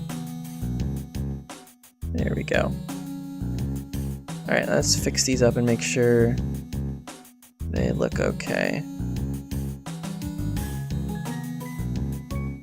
Why do those look so big? They look chunky. That's wild. I can probably just dupe this tile and rotate it. So let's actually find where this guy is. Sometimes, you know, mapping is fun. We don't have to make new tiles. But sometimes you gotta make your own, which is just a real pain in the butt. I have so many. I have a humongous freaking tile set. I have accumulated this over like a course of a year. Let's dupe this guy, and then we can just rotate this one. So should look okay. Yeah, there we go. So now it looks. Man, it just looks kind of chunky. Also, is that okay? You also have to check and make sure the Z height of it isn't gonna clip through anything else. It looks really weird. You love the room lights? Yeah, man, I love the room lights too. They're so fun. I love those. I always wanted like LEDs when I grew up, and now that I am I guess grown up, I have them. Cryptid guy, what's your favorite Pokemon game? That is a tough question. I think my favorite growing up was Platinum. Actually, okay, let me put it this way. The one with most nostalgia is Diamond, who's my first color DS game. My first one I played was Pokemon Red. But I think my favorite of all time is definitely Mystery Dungeon Explorers of Time. Yo, top gamer of TikTok. I'm gonna start mapping while listening to this in the background. Yeah. Wait, you're talking about the music? Because I totally recommend that. Also gets you in the mood to just like make some cool stuff, you know? It's a great time. Great time to be alive. Yeah, I would say Mystery Dungeon Explorers of Time is my favorite of all time Pokemon game. I think the story, the graphics, they're all just very charming and like, I don't know, it hits you in the feels. Actually, my wife and I a couple months ago, I was like, Hannah, you gotta see this. You gotta see this. And someone had a playthrough on YouTube of like the whole like storyline of Mystery Dungeon without all the dungeons in it.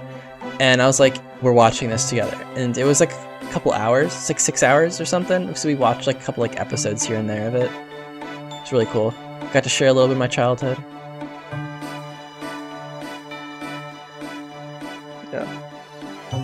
Yeah, the music is great.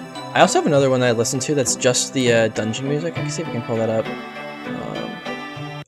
It's called, actually, I'll leave this playing for now.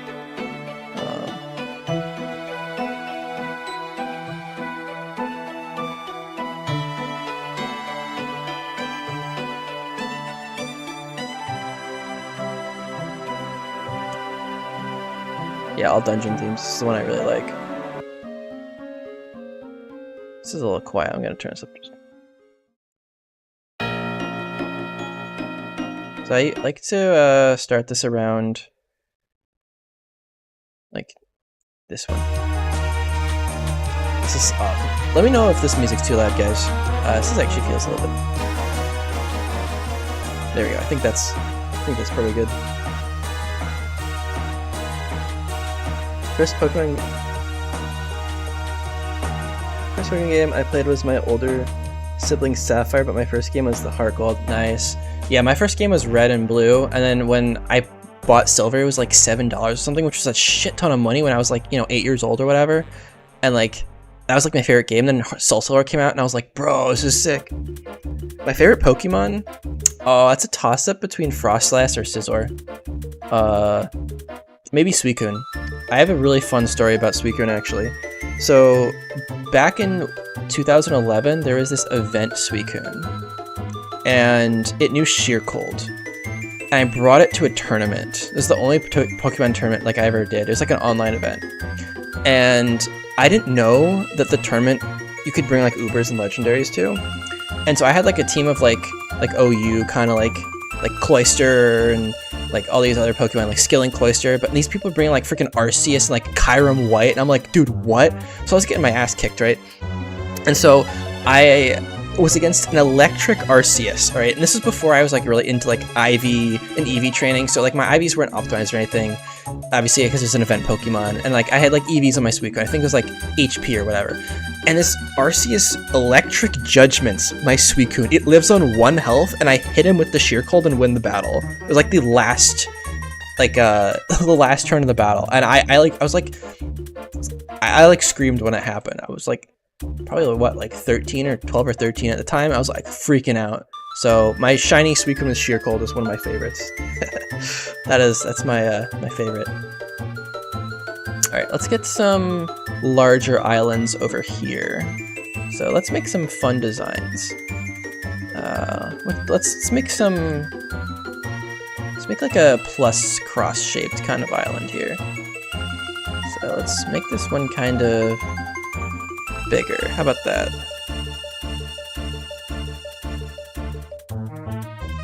Add a ship. If I had a ship building, I don't know. I'll have to check and see if there's like if there's something I can do about that. That'd be kind of cool to make a ship for sure. Let me see. I bought Platinum in high school, and oh, I love that one too. Yeah. Platinum came out when I was like 6th grade or something, a while back.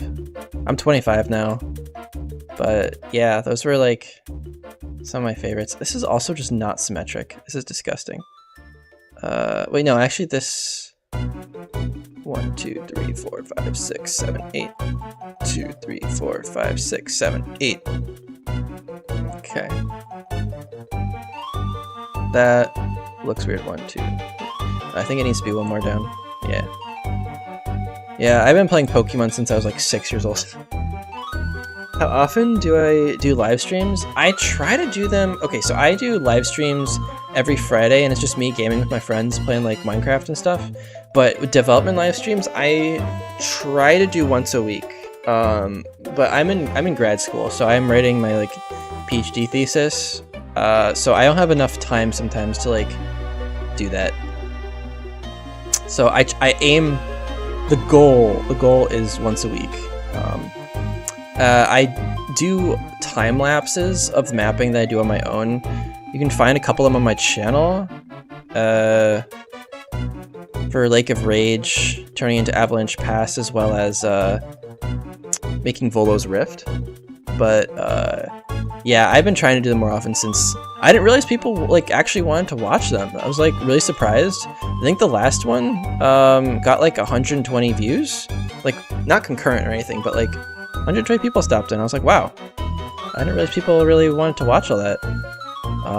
But I guess map making is kind of fun to watch.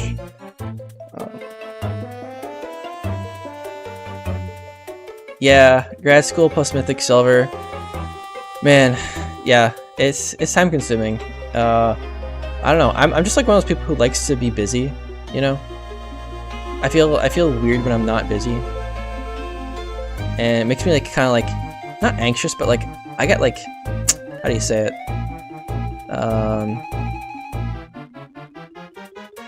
Like restless. That's the word. I get restless if I'm not working on something, which is like a blessing and a curse in a way. I need to make this bigger. Because like I have trouble like relaxing sometimes. Like I'll be like, I need to work on something, you know? We're gonna have to move these rocks over. I also didn't leave myself enough room. I need some way of making this height correct. This is gonna be a real pain in the butt.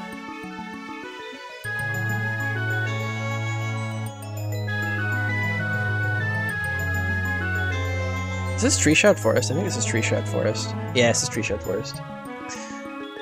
Yeah. Yeah, I do a lot of stuff. I'm also a fencing coach part-time, and I'm also a part-time tutor. So every second of my day is like busy with something. I actually used to ROM hack like a lot more than I do now. I've just had like less time ever since like research started picking up, and you know, getting married was a very big time. Not a time sink. Like obviously being married is great, but just not as much time to ROM hack. You know, not as much time as I would like. Do you have any tips for balancing mons and trainers? Yes, actually, I would say I'm probably not the best at balancing mons and trainers, but my biggest tip is, well, I'm trying to think of something real quick. My biggest tip would probably be to worry most about the attack power of the moves you're giving the Pokemon. So you need to consider like the strength of the Pokemon. Like, so I usually balance based on base stat total and power of the moves. So that's like really what matters if you're like doing a Nuzlocke type ROM hack, is like how much damage are you outputting. You know, if you have like Earthquake on something in the second gym, that's probably too strong. But if you have something like Bulldoze, like 60 power moves are usually really, really safe. I personally think those are the way to go.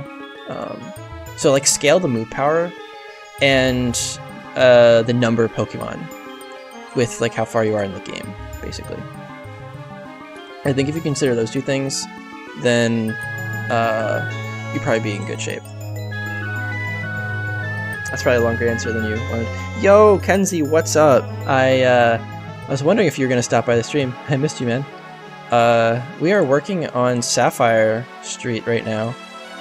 And this is I actually did most of this area right here today on stream. So if you want to go back in time a little bit and look at that. Basically, I've been giving people overviews of the map every so often. Notably, I'm making this global warp system, so you can like walk over the world map and warp to different places, which is kind of cool. I won't bore you guys with that again because I know I've talked about it already. You're busy with schoolwork? Yeah, man, I feel that.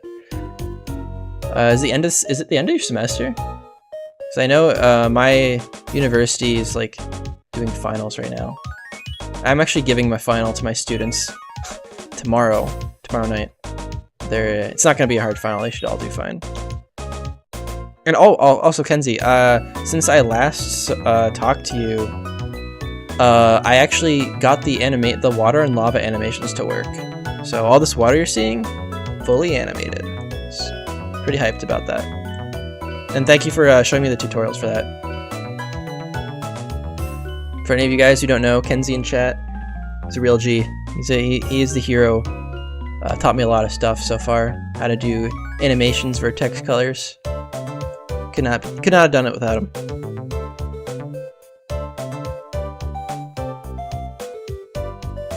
Yes, Kabaj, I only speak English, unfortunately.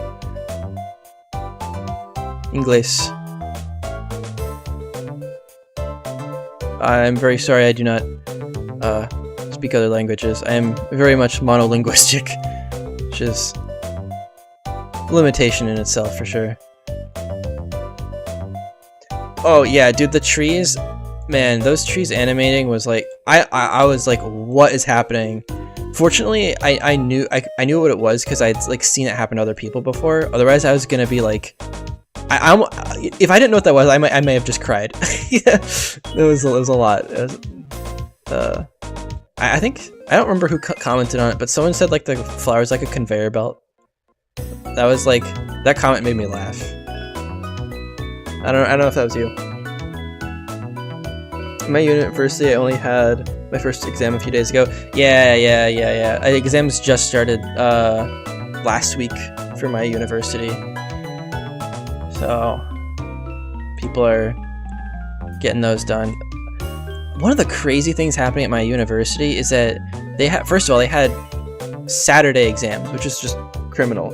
And secondly, they're having exams starting at 7 p.m., which is nuts because like you could like have an exam at 4 and then have another at 7 and have 2 back-to-back 3-hour exams. Like, I fortunately don't take any more exams because I'm like kind of done with that part of school.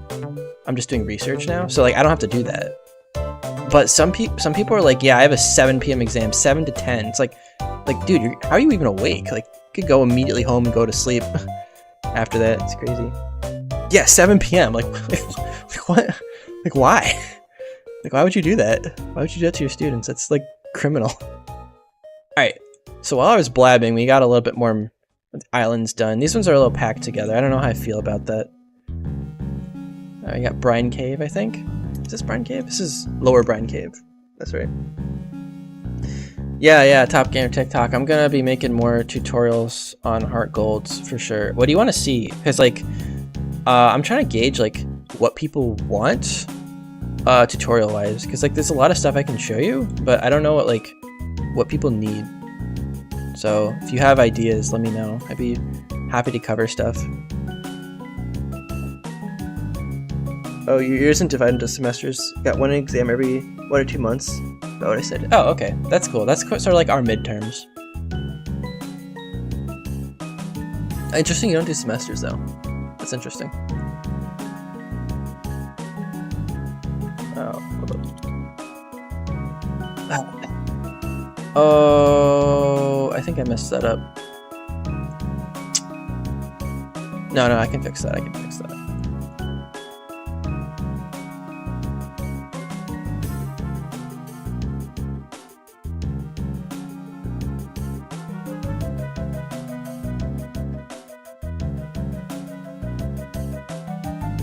Yeah, I think I'm gonna modify this guy to be here.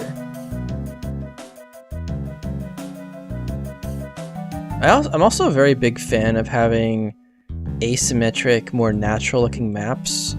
I know a lot of people in the community don't agree. Yeah, the 1x1 bridges do feel weird. I actually want to change those. I'm gonna probably widen a couple of these, like this one. Oh, I actually forgot to widen this. This guy right here. Ooh, why does that look weird? Ah, yeah, he's on a different layer. That's right. This guy. This guy. There we go. I gotta drop this one down by 1. Yeah, I totally agree. The one-wide bridges do look a little bit weird. So actually, I was talking about that before you stopped by. I was like, yeah, I want to fix those up. I'll do one of these. I actually had started doing that name. I forgot, so thank you for reminding me. Can you do a scripting tutorial for changing starter mons like in Garbage Gold? Yeah, I can definitely do that. I think that's actually been requested before. I should have listened to, I think, my comments a little better on that. Yeah, I definitely can do that. It's not hard at all. It definitely takes a second to you have to know a little bit about scripting. And I would recommend looking at one of my other scripting tutorials first. I think that can definitely get you started. Really all you're doing is adding overworlds, like NPCs to the overworld, and then you're adding and removing them based on a decision tree. But it's very formulaic. I can definitely go over that at some point. That would be a good one to go over for sure. Yeah, changing starters gets requested a lot. What in the world?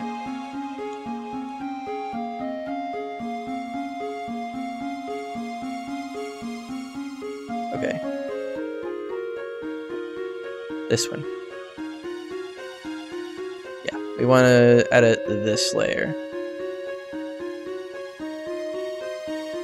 Wait, why is that? Oh, wrong layer, wrong layer, wrong layer, wrong layer. Did it again. Alright, yeah, we want this guy to be here. There we go. That looks better. Why do I stream on YouTube? Oh, you're just watching the, Yeah, I've been mapping for 2 hours. Yeah, just watched your scripting tutorial before I joined. Yeah. That scripting cutscenes. Yeah, that's a good place to start. It's basically it's just very similar to that, except that adding and removing NPCs. It's a little bit more in depth than I can explain like right now, but I will definitely make a tutorial on that. I think there's more elegant ways of doing it. That looks so weird. The 3-wide bridge, I don't like that. There's more elegant ways to do it than the way I do it, but the way I do it like works if you like that way. Yeah, I stream on YouTube because I don't want to split my audience between Twitch and YouTube. And like if someone subscribes here, then it's kind of like the same community, and then it kind of keep track of everybody better.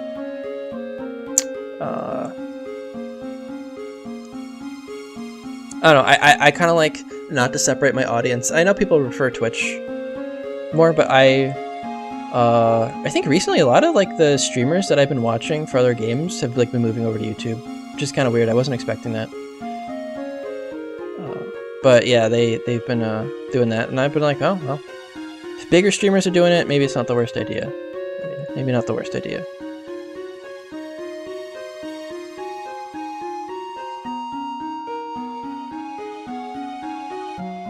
Thanks, I appreciate that you like the method. I really appreciate that. It's so the way you do it. Here, actually, you know what? While we're here, I can show you a quick, like, ooh, hello. There we go. DS period. So let me actually pull up for you the way I do it. So if we go to New Bark and then open events, I can give you a quick overview. So I have basically the 3 starters right here. If you guys can see, it's probably pretty small on your screen. Zapdos, Moltres, Articuno. And basically when you click on this button here in Mythic Silver, it brings you over here, and then you like select your starter. And the way it happens is exactly the same as Garbage Gold. So this guy, this Articuno gets warped here, this Zapdos gets warped here, and you click on them, and you'll notice these each have a script associated with them. So I'm just looking at this right here. So Zapdos is 24, Moltres is 26, Articuno is 25. Each of those have a script associated with them. And let me actually just show you the script real quick. I know not everyone wants to see this, but let me just do that real quick. This is Hidden Highland. Great soundtrack. Basically, it just asks you, like, do you want this Pokemon with this message? And it just gives you a yes or no box. And if it's yes, it gives you it. If no, then it doesn't. And basically just jumps to function 24.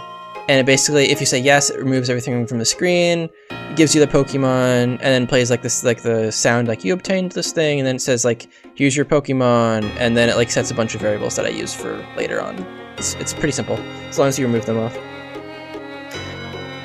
Kenzie, little tip, you should put every ground tile in one single layer that you have to manage heights. You have to change the layers to under close space. Let me see what you mean by that.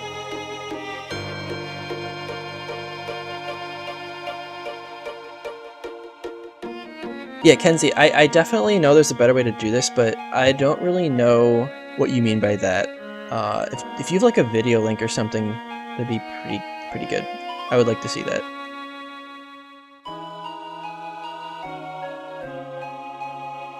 But I know what you mean by that. Man, I just love Hidden Highland music. It's so good.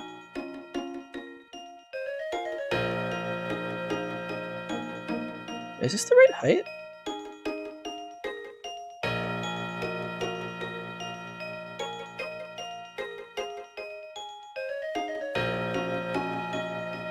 Yeah, no problem, man. No problem, man. I'm glad I could help. I certainly know that when I got started, there's a lot of stuff I wanted to know how to do, and resources were limited, so it's good that we can all share ideas together. It's kind of what this is all about, you know? Because all the stuff I learned was from other people. And I would not be where I am without them, so never want to forget that. It's a lot of helpful people out there, just spending time helping others, so I want to give back as much as I can. Yeah. Please show me and... Okay, yeah. Kenzie, for sure. Yeah, if you want to send me like screenshots or whatever in the Discord from your PDSMS, that'd be great. I would very much appreciate that. Also, this is like super messed up. I have the wrong heights here. Why is it that way? This right? There we go. Guess I messed those heights up at some point. Alright, so... Oh, Temporal Tower. Yeah, baby. This is one of my favorite tracks ever.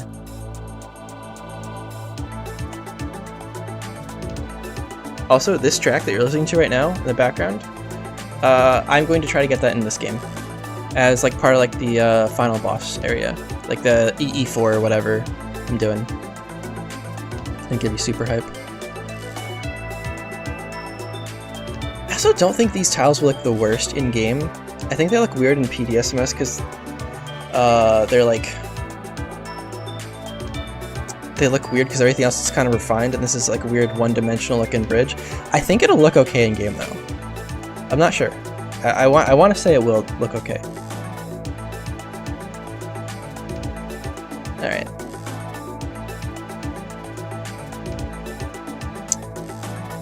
Okay. So now let's add.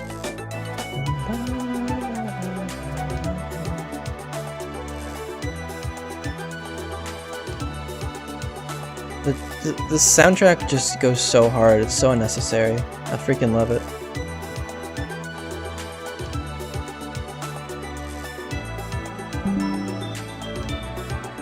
Also, one thing I've really enjoyed recently is making thumbnails for stuff. Like, I made this thumbnail for today, like, really quickly. It's not, like, the best thing, but, like, I don't know, I enjoy making thumbnails, like, almost as much as I enjoy making the videos. Because it's, I don't know, it's cool, you make a little picture for it. Also, I've kind of embraced like the YouTube thumbnail ideal, where people make these like crazy thumbnails with things like illuminated and blurred. It's like, I don't know, it's kind of fun. It's kind of fun to make these obnoxious thumbnails. Alright, so here's my idea. I think we're gonna have different bridges coming off of this island, and one of them's gonna lead to this island, the others are gonna lead to intermediate islands. So let's figure out what we want with this.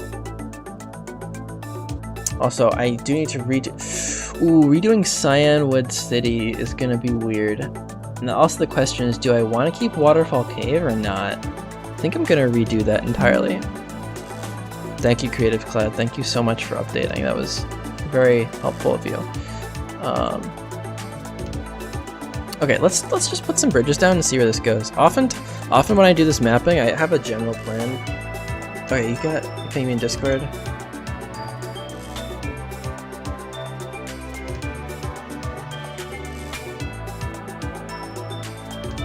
Yeah. I usually do this. I think Active Henry did this, and that's where I got the idea from. But because I'm using the Smart tool, it fills in a lot of this stuff for me, and so then I only have to do a little bit with this layer, which is why it looks a lot different than the way you did it. But I 100% agree that is a good way of doing it. Oh, also, hey, welcome guys. I saw that a couple new people joined. Welcome to the stream. We're listening to some Mystery Dungeon jams. We're making some islands in the sea. We got some animated water too when we insert into the game. Also, I'm not really sure what I want to do with this cave yet. If you guys have ideas, like, let me know. What do you think I could do with this? I think about like some like side path you could find some items in, like a life orb or something, be it a couple extra trainers. Because I want this place to be where you find Kyogre and fight them. Or maybe like you have like Lugia in a side cave and like Kyogre in the main cave or something. I don't know.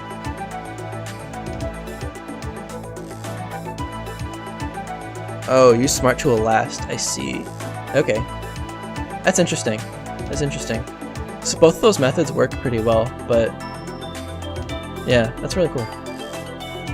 Alright. So we have like, I kind of want like 3 different spokes to come out of this.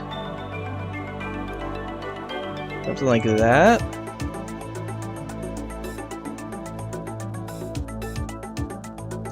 Are you planning to link the caves? Well, good question. So, like, I don't think I'm gonna link this one to these ones. But I think I do want to link these two together. These are gonna be like 2 different entrances you can use. Ooh. Temporal Spire. This is, Such a good song. It just gives me chills every time. Can I add you as a trainer in my game? If yes, what type of team do you want? Yeah, for sure. Actually, let me pull up my team that I made for Mythic Silver for myself, because this is the first time I've done a self-insert. I have a nice sheet of all my stuff here. Where is it? Oh, I think it should be like around here. Yeah, so these are the pre-evolutions of all the stuff I would like. If you were going to give me a team, I'd like a Cloyster, Scizor, Suicune, Conkeldurr, Crocodile, and Frostlass. Will the caves... Yeah, so these 6 fully evolved forms. This is the Suicune I was referencing as one of my favorites earlier, if you guys are around for that. Are you going to use Gen 3 tiles for the caves? I think so. I think that's the plan. It'd kind of be weird not to. Although I really do prefer the Gen 5 cave tile sets.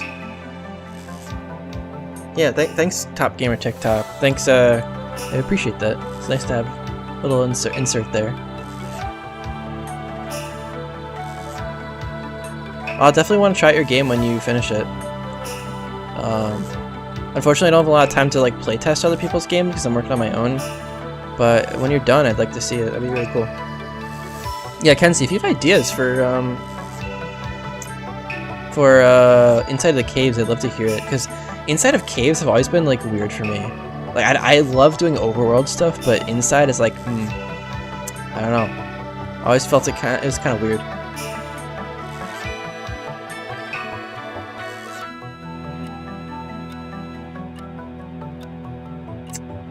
Alright, so here's the question, guys. Here's the question. How do we want to finish this up?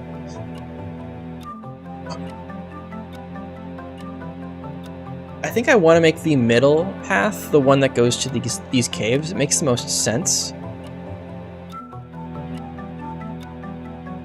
Wait, Rebirth Mountain white version would be nice. Hold on, let me look that up.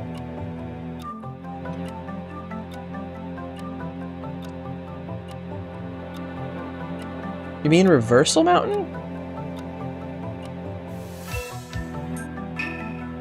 Because I do like the...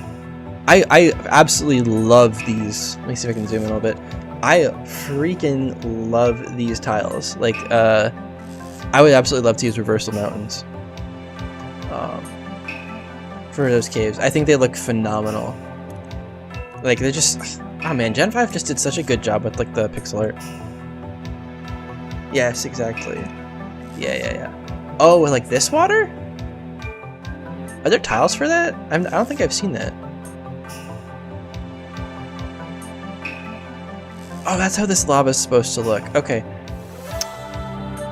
Yeah, lava's for black version, the water's for white. Yeah. That'd look really cool. I 100% agree. That would look really cool.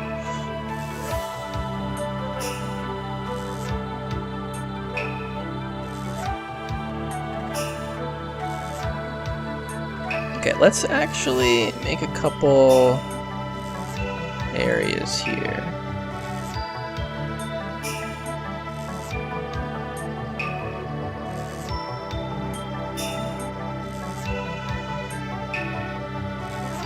I think I want this guy to be here.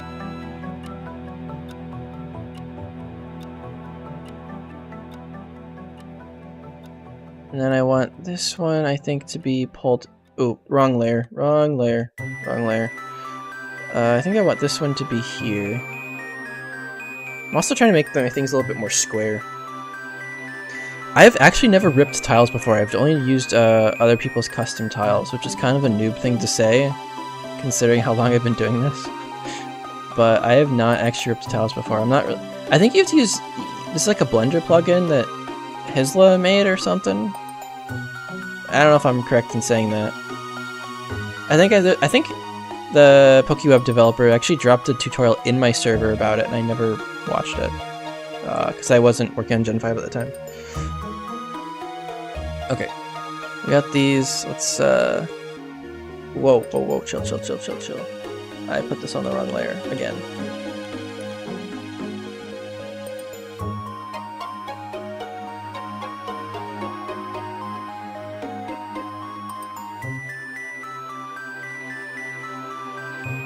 Okay, so we want that, that. Okay, we want these to drop to layer 1. Man, map heights are always the worst. At least I'm trying not to do crazy stuff like I did before. Hey Brinjens, thanks for stopping by. Hey, just want to say thanks for the help with the tool, helped me out a lot. Yeah man, this PDSMS is like one of the best hacking tools out there. It's so easy to use, there's so much you can do. If you want to stick around and like watch how I do stuff, I can go into more detail than I went in the tutorial. But yeah, thanks for the kind words, man. I really appreciate that. I also got some other people. Esolok, the only sea ocean legendaries are Kyogre, which are using Lugia, and the Manaphy and Fion. Not many to work with. Yeah, I think I want Kyogre in this cave. It might be cool to have like, so you can go fishing for Manaphy, and I think I want to have maybe Fion in this cave or something. I think that'd be neat.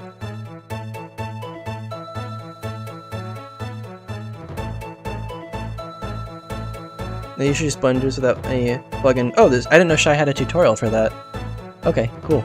I will take a look at that then.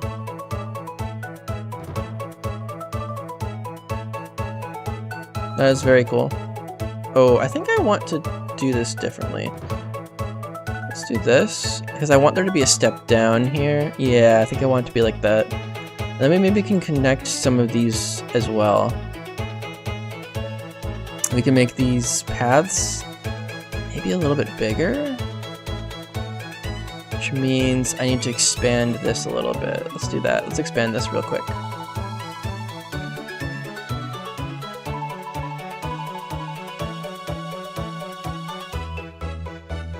You know, I'll be honest, when I was younger, I always hated these kind of like sing-songy, like songs. I'm like, oh, these are such baby songs. And then actually, as I grew up, I feel like you come to appreciate them. You're like, yeah, it's kind of a nice song. I don't know, maybe that's just part of growing up. Or maybe I'm just weird, who knows? One of those two is true, probably.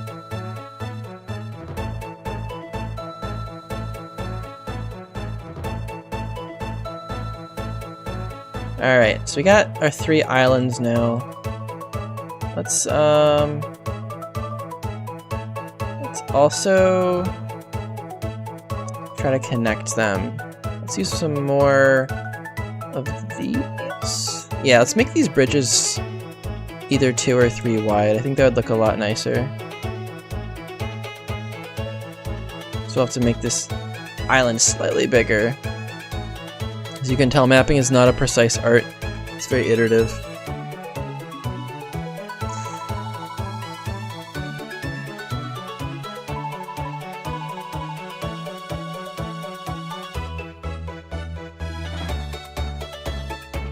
What did you guys, for you guys who are in chat, what is your favorite game, or like what's your game that you think has the best music in Pokemon games? Because I know some people said Gen 9 games are pretty good. I haven't really listened to their soundtrack very much though, so I can't really speak for that.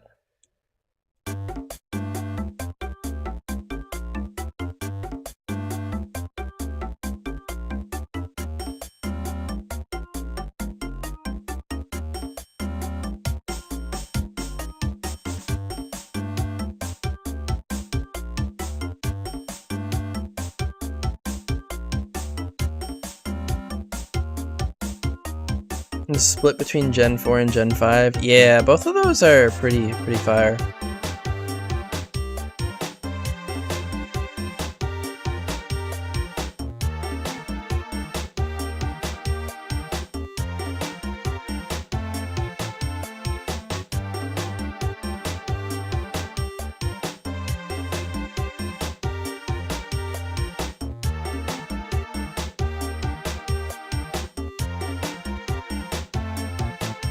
usually play with muted sound, but before I can remember, I say Gen 5.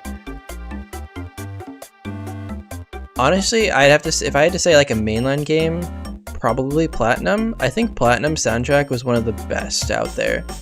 That next to Mystery Dungeon, like I will listen to some of Plat's soundtrack like just by itself. Maybe I'm biased, but especially like Eterna City. Like you probably noticed like in my tutorials I have that like Gen 4 music in the background, which is like partly because like, you know, hacking Gen 4 and kind of fits, but also I don't know, it just sounds nice. It's very like relaxing.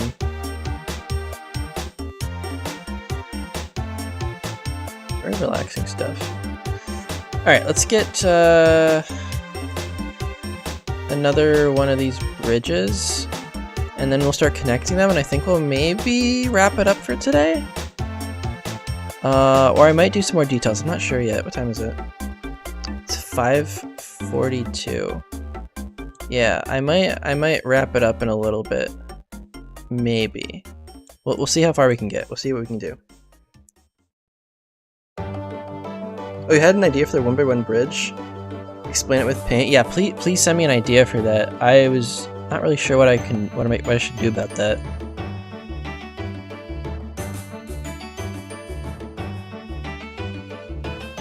There we go, that looks a little bit more natural. Maybe put some dudes on this bridge too. Oraz original tracks, Wally and Delta episode, or Fire. I think I played Oraz for a very short amount of time. I think I got... Oh, I know why, because I bricked my 3DS right after I downloaded it, so I don't think I actually like played through the full game. Yeah, I have a way of breaking stuff.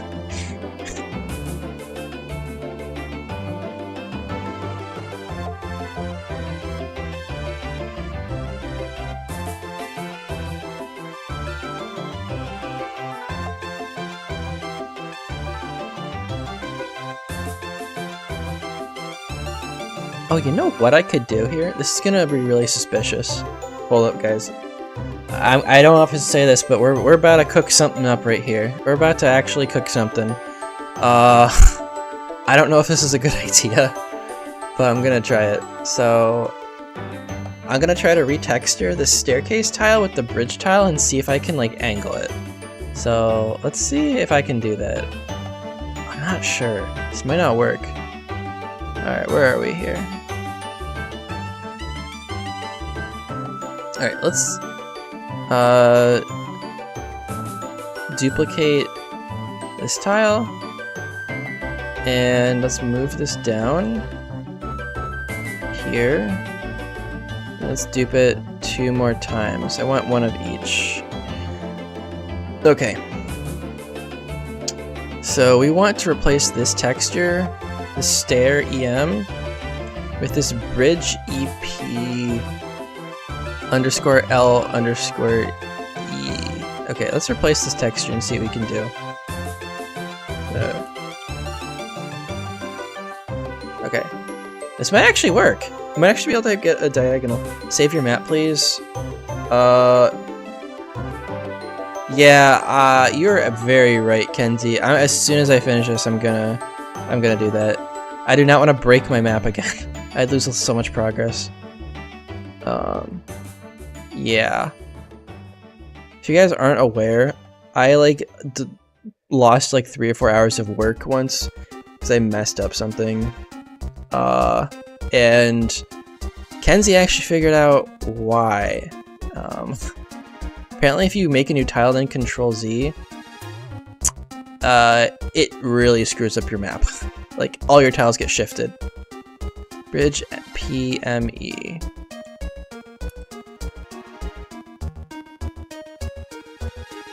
Okay. And then...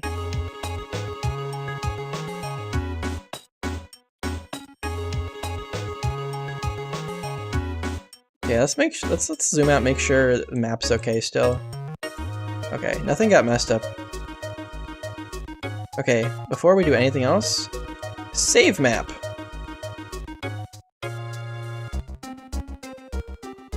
Oh, it is possible to get it back? Oh yeah, I think you said something about that in the Kingdom of DS hacking. There's a way to fix that. Yeah, let me save that twice real quick.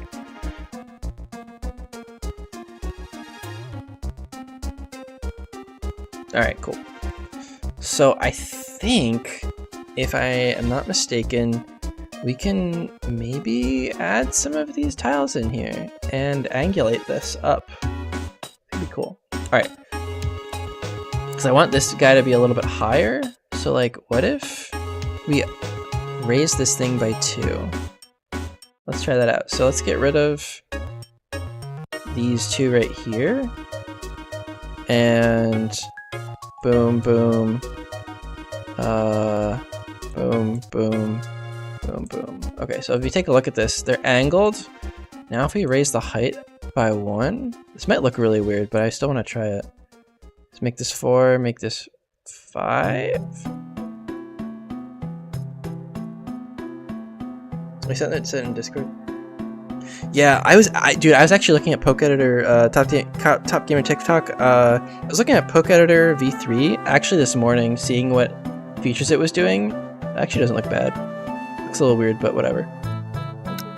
And I was like, I actually thought to myself, I hope this is HG Engine support. that would be really cool. Let me see what you sent. Offset. Oh, you're saying to like put them together? Wouldn't you get like a ton of Z clipping doing that? I don't know if that would work. Maybe I'm just not understanding the idea very well, but I'm not sure if that would work, right? Thank you for sending the idea though. I might not be fully understanding.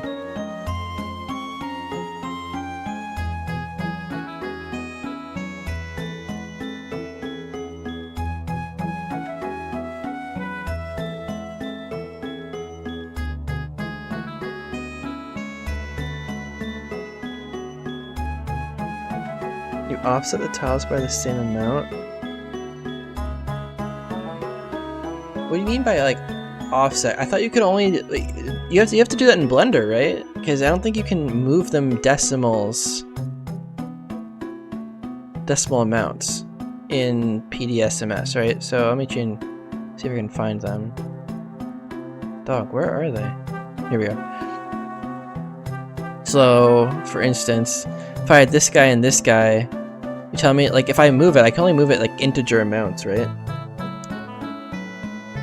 Or is there... Oh, X offset. Wait. Is that this? Wait, that didn't move it, though. Or... Is this what you're talking about? I'm gonna leave this be for now. I'd have to dupe these. In the right? Yeah, in this, right?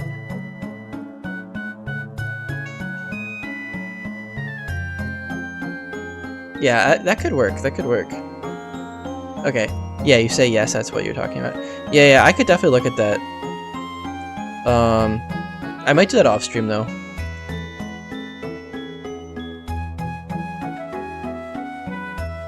I just prefer to do stuff that I know how to do on stream, so I'm not boring people by like stumbling through stuff. But yeah, I'll take a look at that. Same way I took a look at those animations. Okay, this looks like the right height. Yeah, it offsets the map. Yeah, I would have to create new tiles for that, for sure. For sure.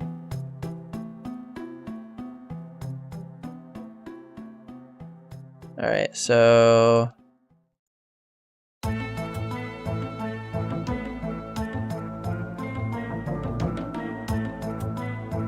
now have to fix these heights. Bada bing, bada boom. Alright, so now we have a bridge that goes up pretty high, and the reason I want it to go up so high is I want this one to come down. That way I will be able to make them go under each other and make that look better. Let me show you what I'm talking about. So I want this guy to come underneath. I'm going to do this on a different layer. Otherwise they'll kind of clash with each other. Oh wait, that's probably not a good layer to do it because it's sharing a layer with those. Yeah, let's do it here. And then do one here. We'll fix these heights in just a second so that we can see them. Okay, so I think we want this to be height 1.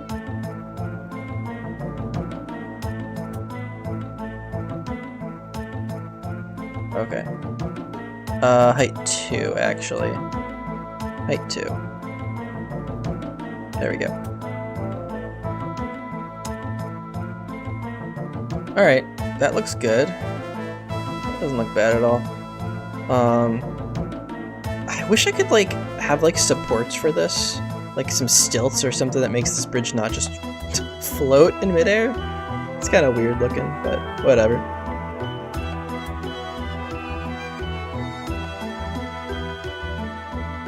I think the last thing I want to do is connect these two together somehow. So we could maybe... I also want to get rid of this rock here. Yeah, there we go. That looks a little bit less weird. Also, maybe we just get rid of these rocks, because I need them for garbage gold, but I don't really need them for mythic silver for what I'm doing.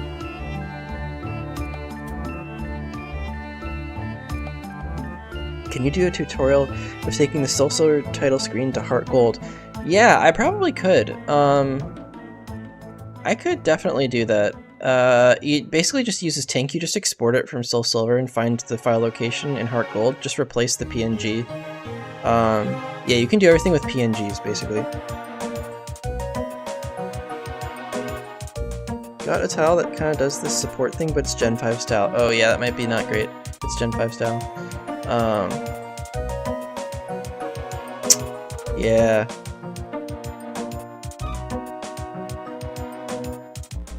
Actually, bring this down a little bit.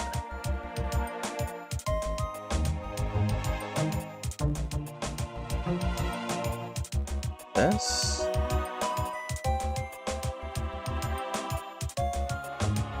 And then let's get rid of this. Then let's do this.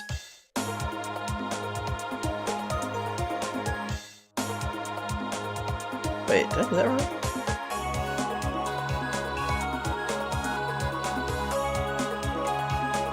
No, I gotta erase. I gotta erase this. There we go. That's what I was missing.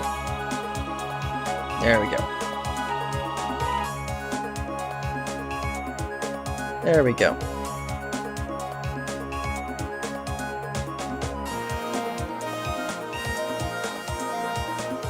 Yeah, Top Gamer TikTok. There's a way to change any graphic, and you want to use Tink as the tool. I'm sure you probably used Tink before. If not, there's like... It's pretty... It just opens the file system if you haven't used it before. Actually, there is... Let me actually pull up the... what is it? It's called Known Sprite Locations 2.0. You want to use this thing. This is a doc. I can probably post it in my Discord server if you're in there. Put it in Lost in the Sauce. You can click on this if you like. Basically just has all the sprite locations. And it should probably point you to the right direction that you want to go. Alright, let's connect these last two places.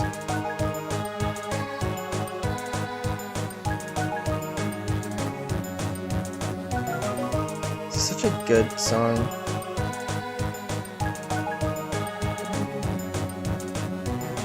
Alright, let's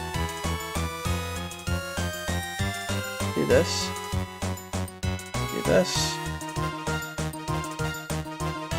Yeah, no problem, man. I hope that helps. I know a lot of the stuff I'm like telling you is kind of like hand wavy, but it is all possible to do. Basically any graphic replacement you kind of want to use Tink for. Any sprites, usually the way to go.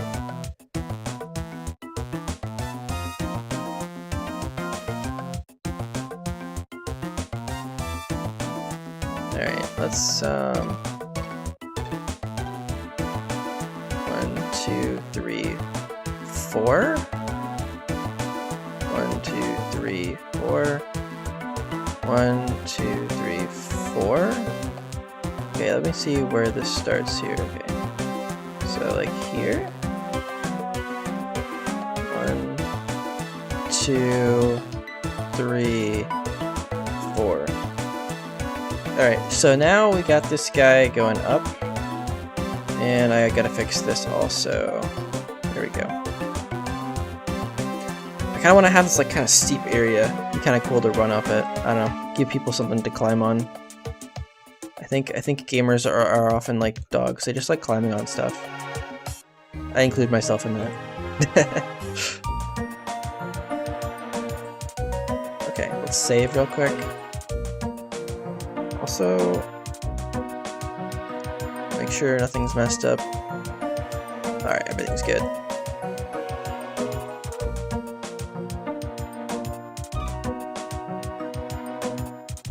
Also,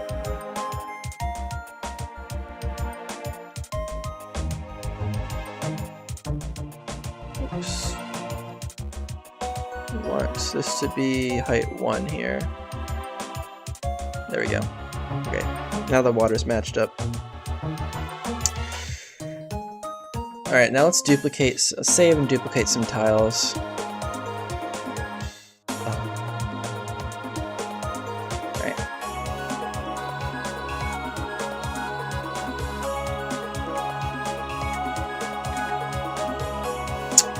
Yeah, let's do that. Let's duplicate these.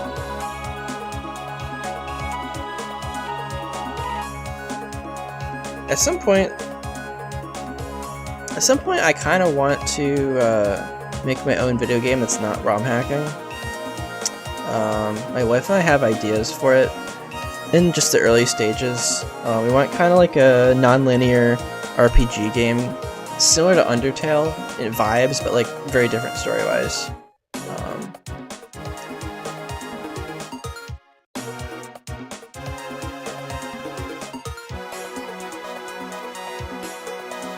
Good question. Should I give summer candy to the players to prevent grinding? I fully support giving the player rare candies.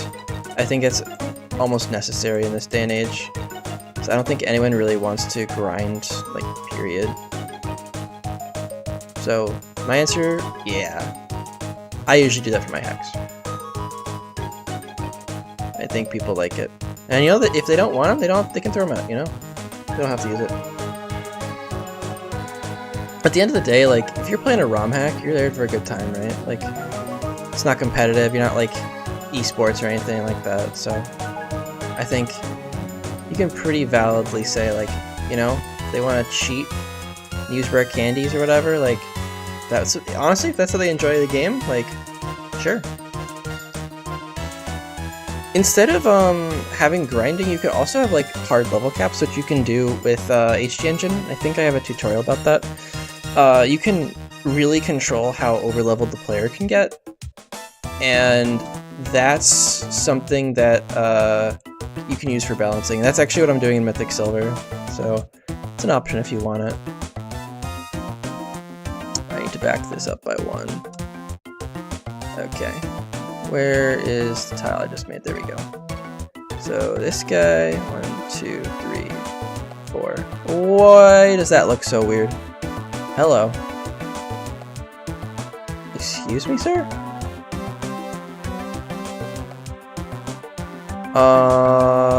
Oh, I think I know why. I may need to delete those tiles actually and redo this. Okay.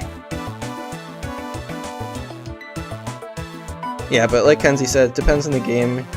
Rather see grinding than a balancing thing. Yeah.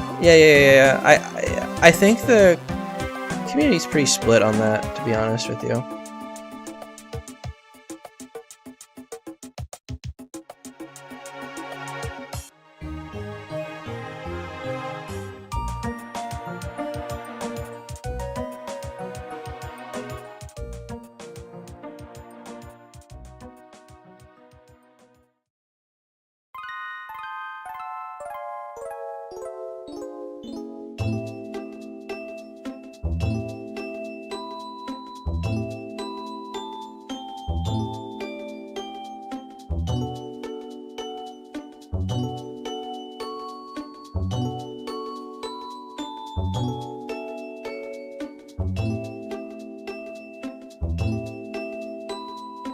Yeah, experience gain system from G4 to G5. Yeah, actually HG Engine has those already implemented. Those are, there's actually a thing in the config file.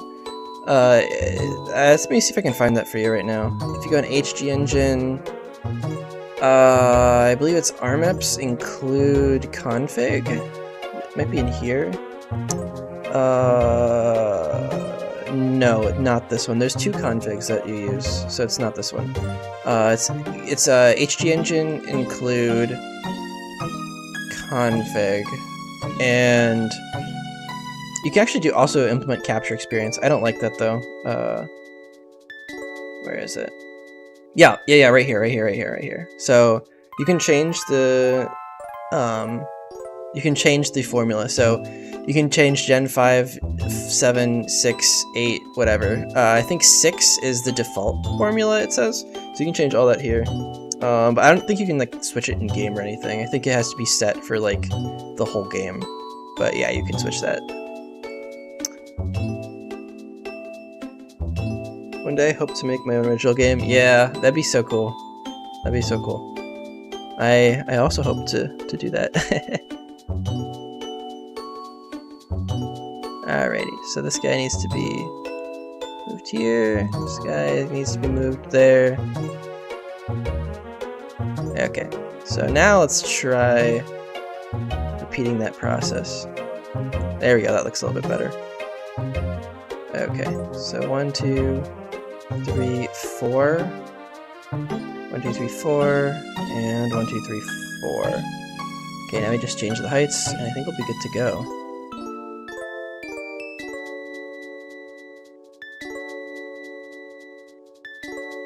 There it is.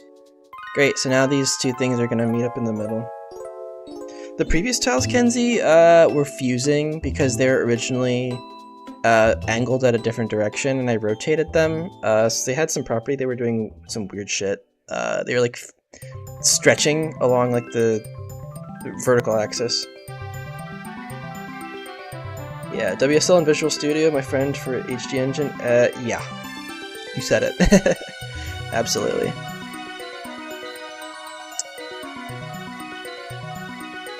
Now the question is, how do we want to fuse these? Do we want them to be this way? That looks a little bit weird. We'll start with this. We'll go from there. The song sounds sped up. What the heck? Oh, change tileable setting X to Y. Oh, okay, that... Yeah. You're right, Kenzie.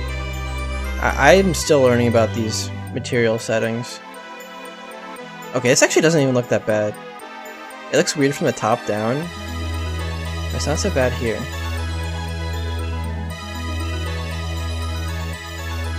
I kind of like this, just having a little bit of height. Maybe have a guy here who gives you an item. I think anything that has that like weird, like off by itself sort of feel needs to have some item as a reward. I think it's just kind of right to reward the player for going somewhere. Alright, cool. Alright, this looks pretty good. I probably will add more details later, because this is still pretty bare bones, like, and so is this. It needs more detail. It's gonna feel way too empty playing it.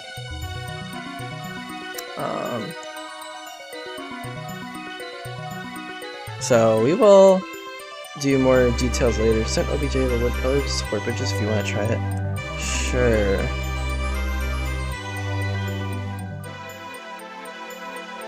This is a virus, I'm banning you. No, I'm just kidding.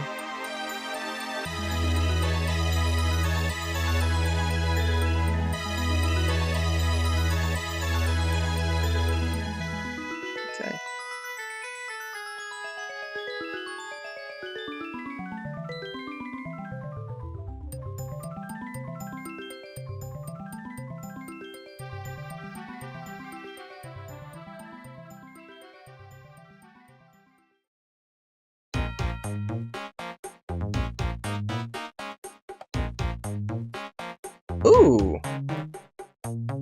I like this a lot. Kenzie, I don't know where you got this, but this is freaking fire.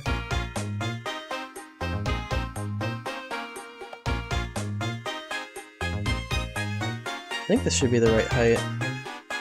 That is actually fire. You got yourself a winner right here, I think. How does that look? A little too low still.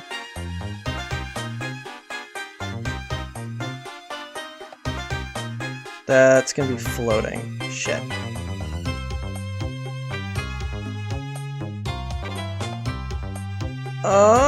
Maybe it's okay if it's floating a little bit. Modified tile from Gen 5. Yeah, this looks pretty nice. Do you have other tiles that you've made? Or, like, modified? These are really cool.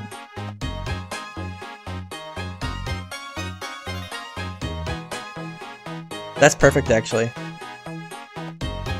It's a little weird having it be 3D when everything else is 2D, but...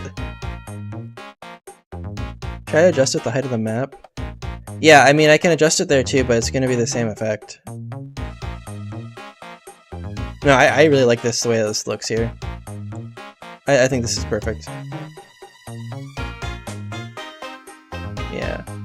Come like this. Yeah. Yeah, it looks good. I'm a big fan of this. I'm a big fan of this. Alright, so let's finish this off by...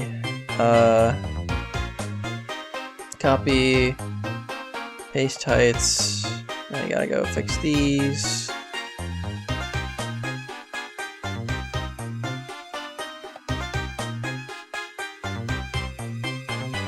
That, okay. Now let's put the coastlines on, and I think we'll call it a day on that. Because I've been at this for... how long have I been? Oh, nice. Yeah, I have most of the stuff taken from tile sharing. But if you have anything else you've ripped, I'd love to see what you got. Obviously, like, you don't have to share it if you don't want to. But if you have anything, that'd be pretty epic.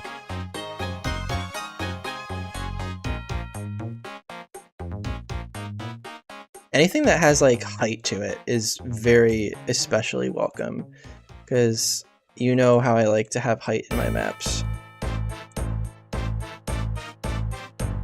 Alright. For anyone who's just stopping by or joining, we are finishing up Sapphire Street. So we have gotten this entire area done in this like 3-hour sitting, 2-hour sitting, whatever it is. I'm such a fan of these tiles. They look so good. Kenzie, you are crazy. Yeah, you did share your tile set for the last map. Yeah. I think I was meaning to actually grab a couple things from that, but I forgot to.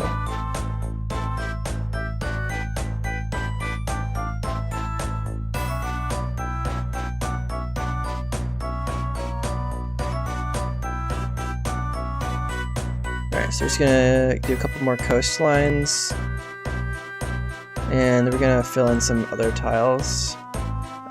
Should be good to go for now. I think next time I'm going to be working on the interiors of these caves, since that needs to get done. Also, I'm really glad that I streamed this because I've been meaning to sit down and do this for like a week now, and I've been like stalling, honestly. And this is keeping me accountable to myself to actually work on this at a reasonable rate of time.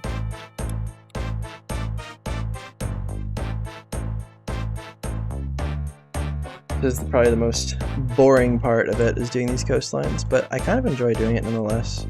It's very rhythmic and kind of like that. Yeah, it obviously feels a little bit incomplete still. Yeah, if you want to share the textures for the snow area you're making, I would very much love to see what you got. That'd be really cool.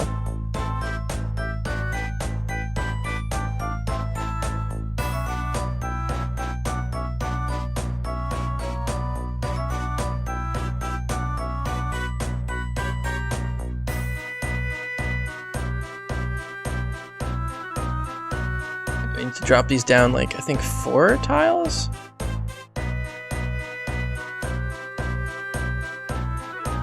Perfect. Perfect. That's exactly what we're going for. Once again, thank you for helping my ROM hacking journey. Yeah, man, sure, absolutely. I'm glad being able to help. I really am striving to help people out more with their hacks. Yeah, I'm really glad that's been helping you.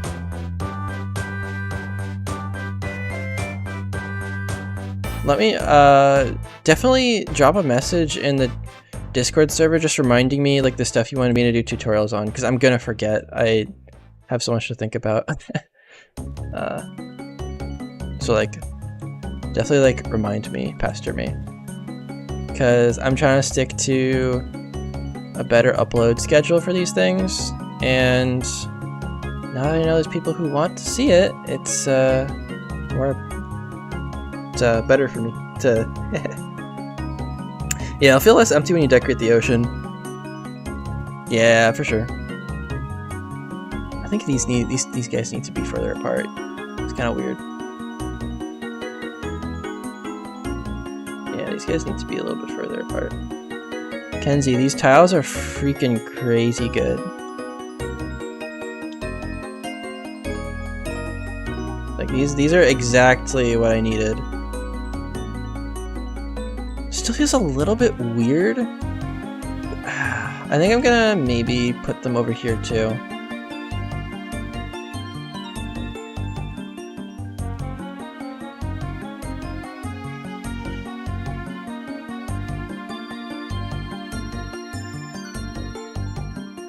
What map are these in? Okay, there's this one. I think this needs to be -3 height. Is that right? Ah, first try, got it. I don't even know if you can see those very well. I guess you can see them from the side. Yeah, these tiles are clutch. That's exactly what I need. Yeah, I'm not really sure how to decorate the ocean, to be perfectly honest with you. I have not a lot of experience with water maps. So if you have suggestions, I would like to hear that. Right. In the meantime, let's fill these in. The sides.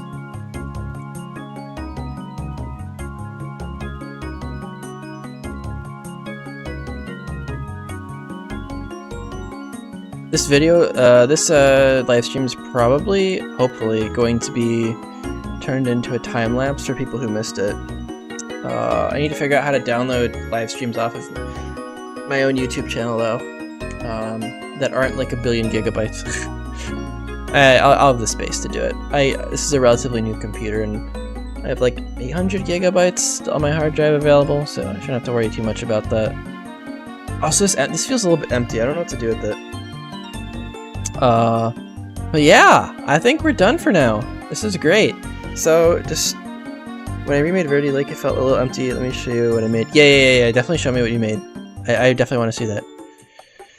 All right, so we have the recreation of Jasmine's city, Olivine City. And you come down here, and you walk down through here. So you can choose left, right, or down. If you go right, can't really go anywhere. This is kind of like the shortcut route back. If you go straight down, is the correct way to go. You just go down and then down again. But us gamers, we know to never go the right way first, to explore. So you can go down this way, come down here, and I'm probably gonna put like an item here or something. Something in the cave, maybe like a Manaphy or Fion type thing. And if you go down this way, you can loop around here and come back, or you can come down and around, probably put an other item here, maybe some trainers, something of that nature. I don't really know what I want to do with this route. I don't think I want to make it a gauntlet. I think I want it to just be like battling trainers like normal. You come here, and there's gonna be probably an item here, or some guy you can talk to here for a battle. I'm not really sure yet. Yeah, and you can come down here. It's got some nice supports. And as we come down, here further. Yeah, I do want to fix these bridges, Kenzie, like you said. Grab 3 or 4 tiles and use them to divide the water into different areas. Colored parts not accessible. Oh. I see. I see. Yeah, I love these textures, actually. These are great. These are great. I also really like this floating log. That looks really nice. Also, the 3D logs mixed in there. Also like those a lot. This is very cool. This is very cool. I like that. Yeah, so then you're gonna come down here, and we're probably gonna have like, I don't know, maybe a boss fight.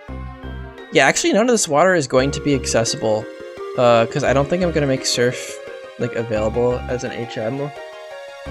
Maybe I will. Maybe I will. I'm not sure yet. I don't know.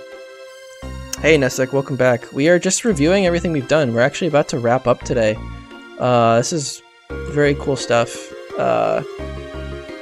So basically you make it down to here, everything kind of funnels into this one area. We come down and we have these really cool pillars from Kenzie he just sent to me. Very excellent, very excellent. I also stretched these guys a little bit, so you come over here, bada bing bada boom, and this area kind of loops around. Then if you go the middle route, you get to the Kyogre Cave. Oh, I guess we need a way of getting off of this thing. Yeah, I also am gonna wonder how it looks in game. So we're not quite done because I still need to add a lot of decorations and details, but I typically like to get the base done first and then modify it from there. So yeah, also obviously like this area is still the old Gen 5 tile set. I haven't really figured out what I want to do with that yet. I think because this, I think my webcam might be blocking this. Let me remove that. Do this. You'll notice that over here in this top right corner, this area is all pink. It's all the same area data. That's because that's how that works in game, and there's no load that's different. There's no like load warp or anything. There's no like gates or anything between them. So you definitely need to have these all be the same tile set. Yeah. Nice, Ness. I really appreciate you coming by. I appreciate the donation. I appreciate the kind words. Honestly, like, thank you for being part of this stream. All you guys. You've all been like super supportive, and yeah. So Sapphire Street, Ruby Road. I really do want to make Ruby Road a little bit bigger. Yeah, so as I wrap up here, let me move my webcam back. As we wrap up here, the idea for the next split of the game is going to be the following. So I'm going to be traveling next Wednesday to see my parents, see some relatives for Christmas and New Year's and all that. So I probably won't be able to map, but in that time, I'm going to be working on the trainers. So let me just give you guys a sneak peek. So I have a master sheet for all the trainers. I think I pulled this up earlier. We're in split 3 of the game. So I'm going to scroll all the way down. Here's the beginning of split 3. I have... this is going to be kind of like a boss rush split because it's so short. You're going to fight Red, you're going to fight Blue. He's going to have a Kadabra. This guy's going to have some evolutions. And you're going to have a couple Galactic Grunts as well as a Ditto trainer. You're going to be fighting Jupiter here as well. And then a couple other trainers that I haven't really planned out yet. So I'm probably going to do all the trainer planning while I'm traveling since I can do that from anywhere. I have a Google Sheet. But yeah, we're going to have a little counter with Groudon here. A couple Galactic Grunts. I think Jupiter will probably be like in this crater or something. She fights you. Obviously we'll have fight with Jasmine here, so you won't have to go like rescue her Ampharos or anything. She'll be in the gym right away. She actually have gym trainers this time, which is gonna be really cool. And then for the lighthouse, I'm not sure what I want to do with that yet. I'm really not sure what I want to do with the lighthouse. I might meme it up and just like turn it into a little lamppost. I don't know, might be funny. This is the route to the Battle Frontier. I'm not really sure what I want to do with that. Or wait, Safari Zone? Battle Frontier? One of those two. Yeah, and then this area is going to be fun to script. This is going to have like probably some water trainers. The Pokeathlon, I haven't even gotten there yet. Pokeathlon is over here, north of this route above Goldenrod, actually. So that's gonna be a little bit later, because we're basically going through the region in reverse. So instead of traveling in this loop, we're going in it backwards. I think that'd be a little bit of fun. And then Cyanwood City has a lot of stuff that I want to look at. There's also that like route that's like a mountainous region. And Active Henry, I think, just finished recently the Gen 5 recreation, so I think and he sent it to me, so I'm gonna steal that with his permission and use that for edits. So, do I have ideas for everything? Not like fully fleshed out ideas, but I have a lot of scripting ideas that I want to do. So I'm not gonna spoil it because it's kind of a secret right now what I want to do at the very intro, but I'm going to change the intro sequence even more than I already have, and it's going to be kind of cool. It's going to have Mystery Dungeon themes again, since this is supposed to be a sister hack to Garbage Gold. I will let you guys know more about that in the Discord as I like release it, since it's kind of top secret for now. But for the rest of the region, actually I don't have ideas yet. I have this Gen 3 set here, so I'm not going to do any more Gen 3 tiling after this. This is probably going to be all Gen 5 stuff. I really like what I did with the Autumn Coastland here. I might have something similar to this, but I'm not sure yet. So short answer is don't really know. But as far as mapping goes, I'd say I'm about like halfway done. So the next release will be 2 splits of the game, because this split from Ecruteak to Olivine is very short, and so Olivine to Cyanwood is also very short. So splits 3 and 4 of the game will come out together. But if you want to play the current game as it is right now, it's fully playable up through the 2nd gym. It's in my Discord. You can get the patch. The most recent release is fully stable. Shouldn't have any bugs in it. So split 1, split 2. I have all custom story. So if you want to look at that, then you're fully free to do that. It's in the Mythic Silver. It should be pinned, I think. But yeah. So yeah, guys, it's been good. Yoshi, where is he? Yoshi says hello. And so does my little Metroid.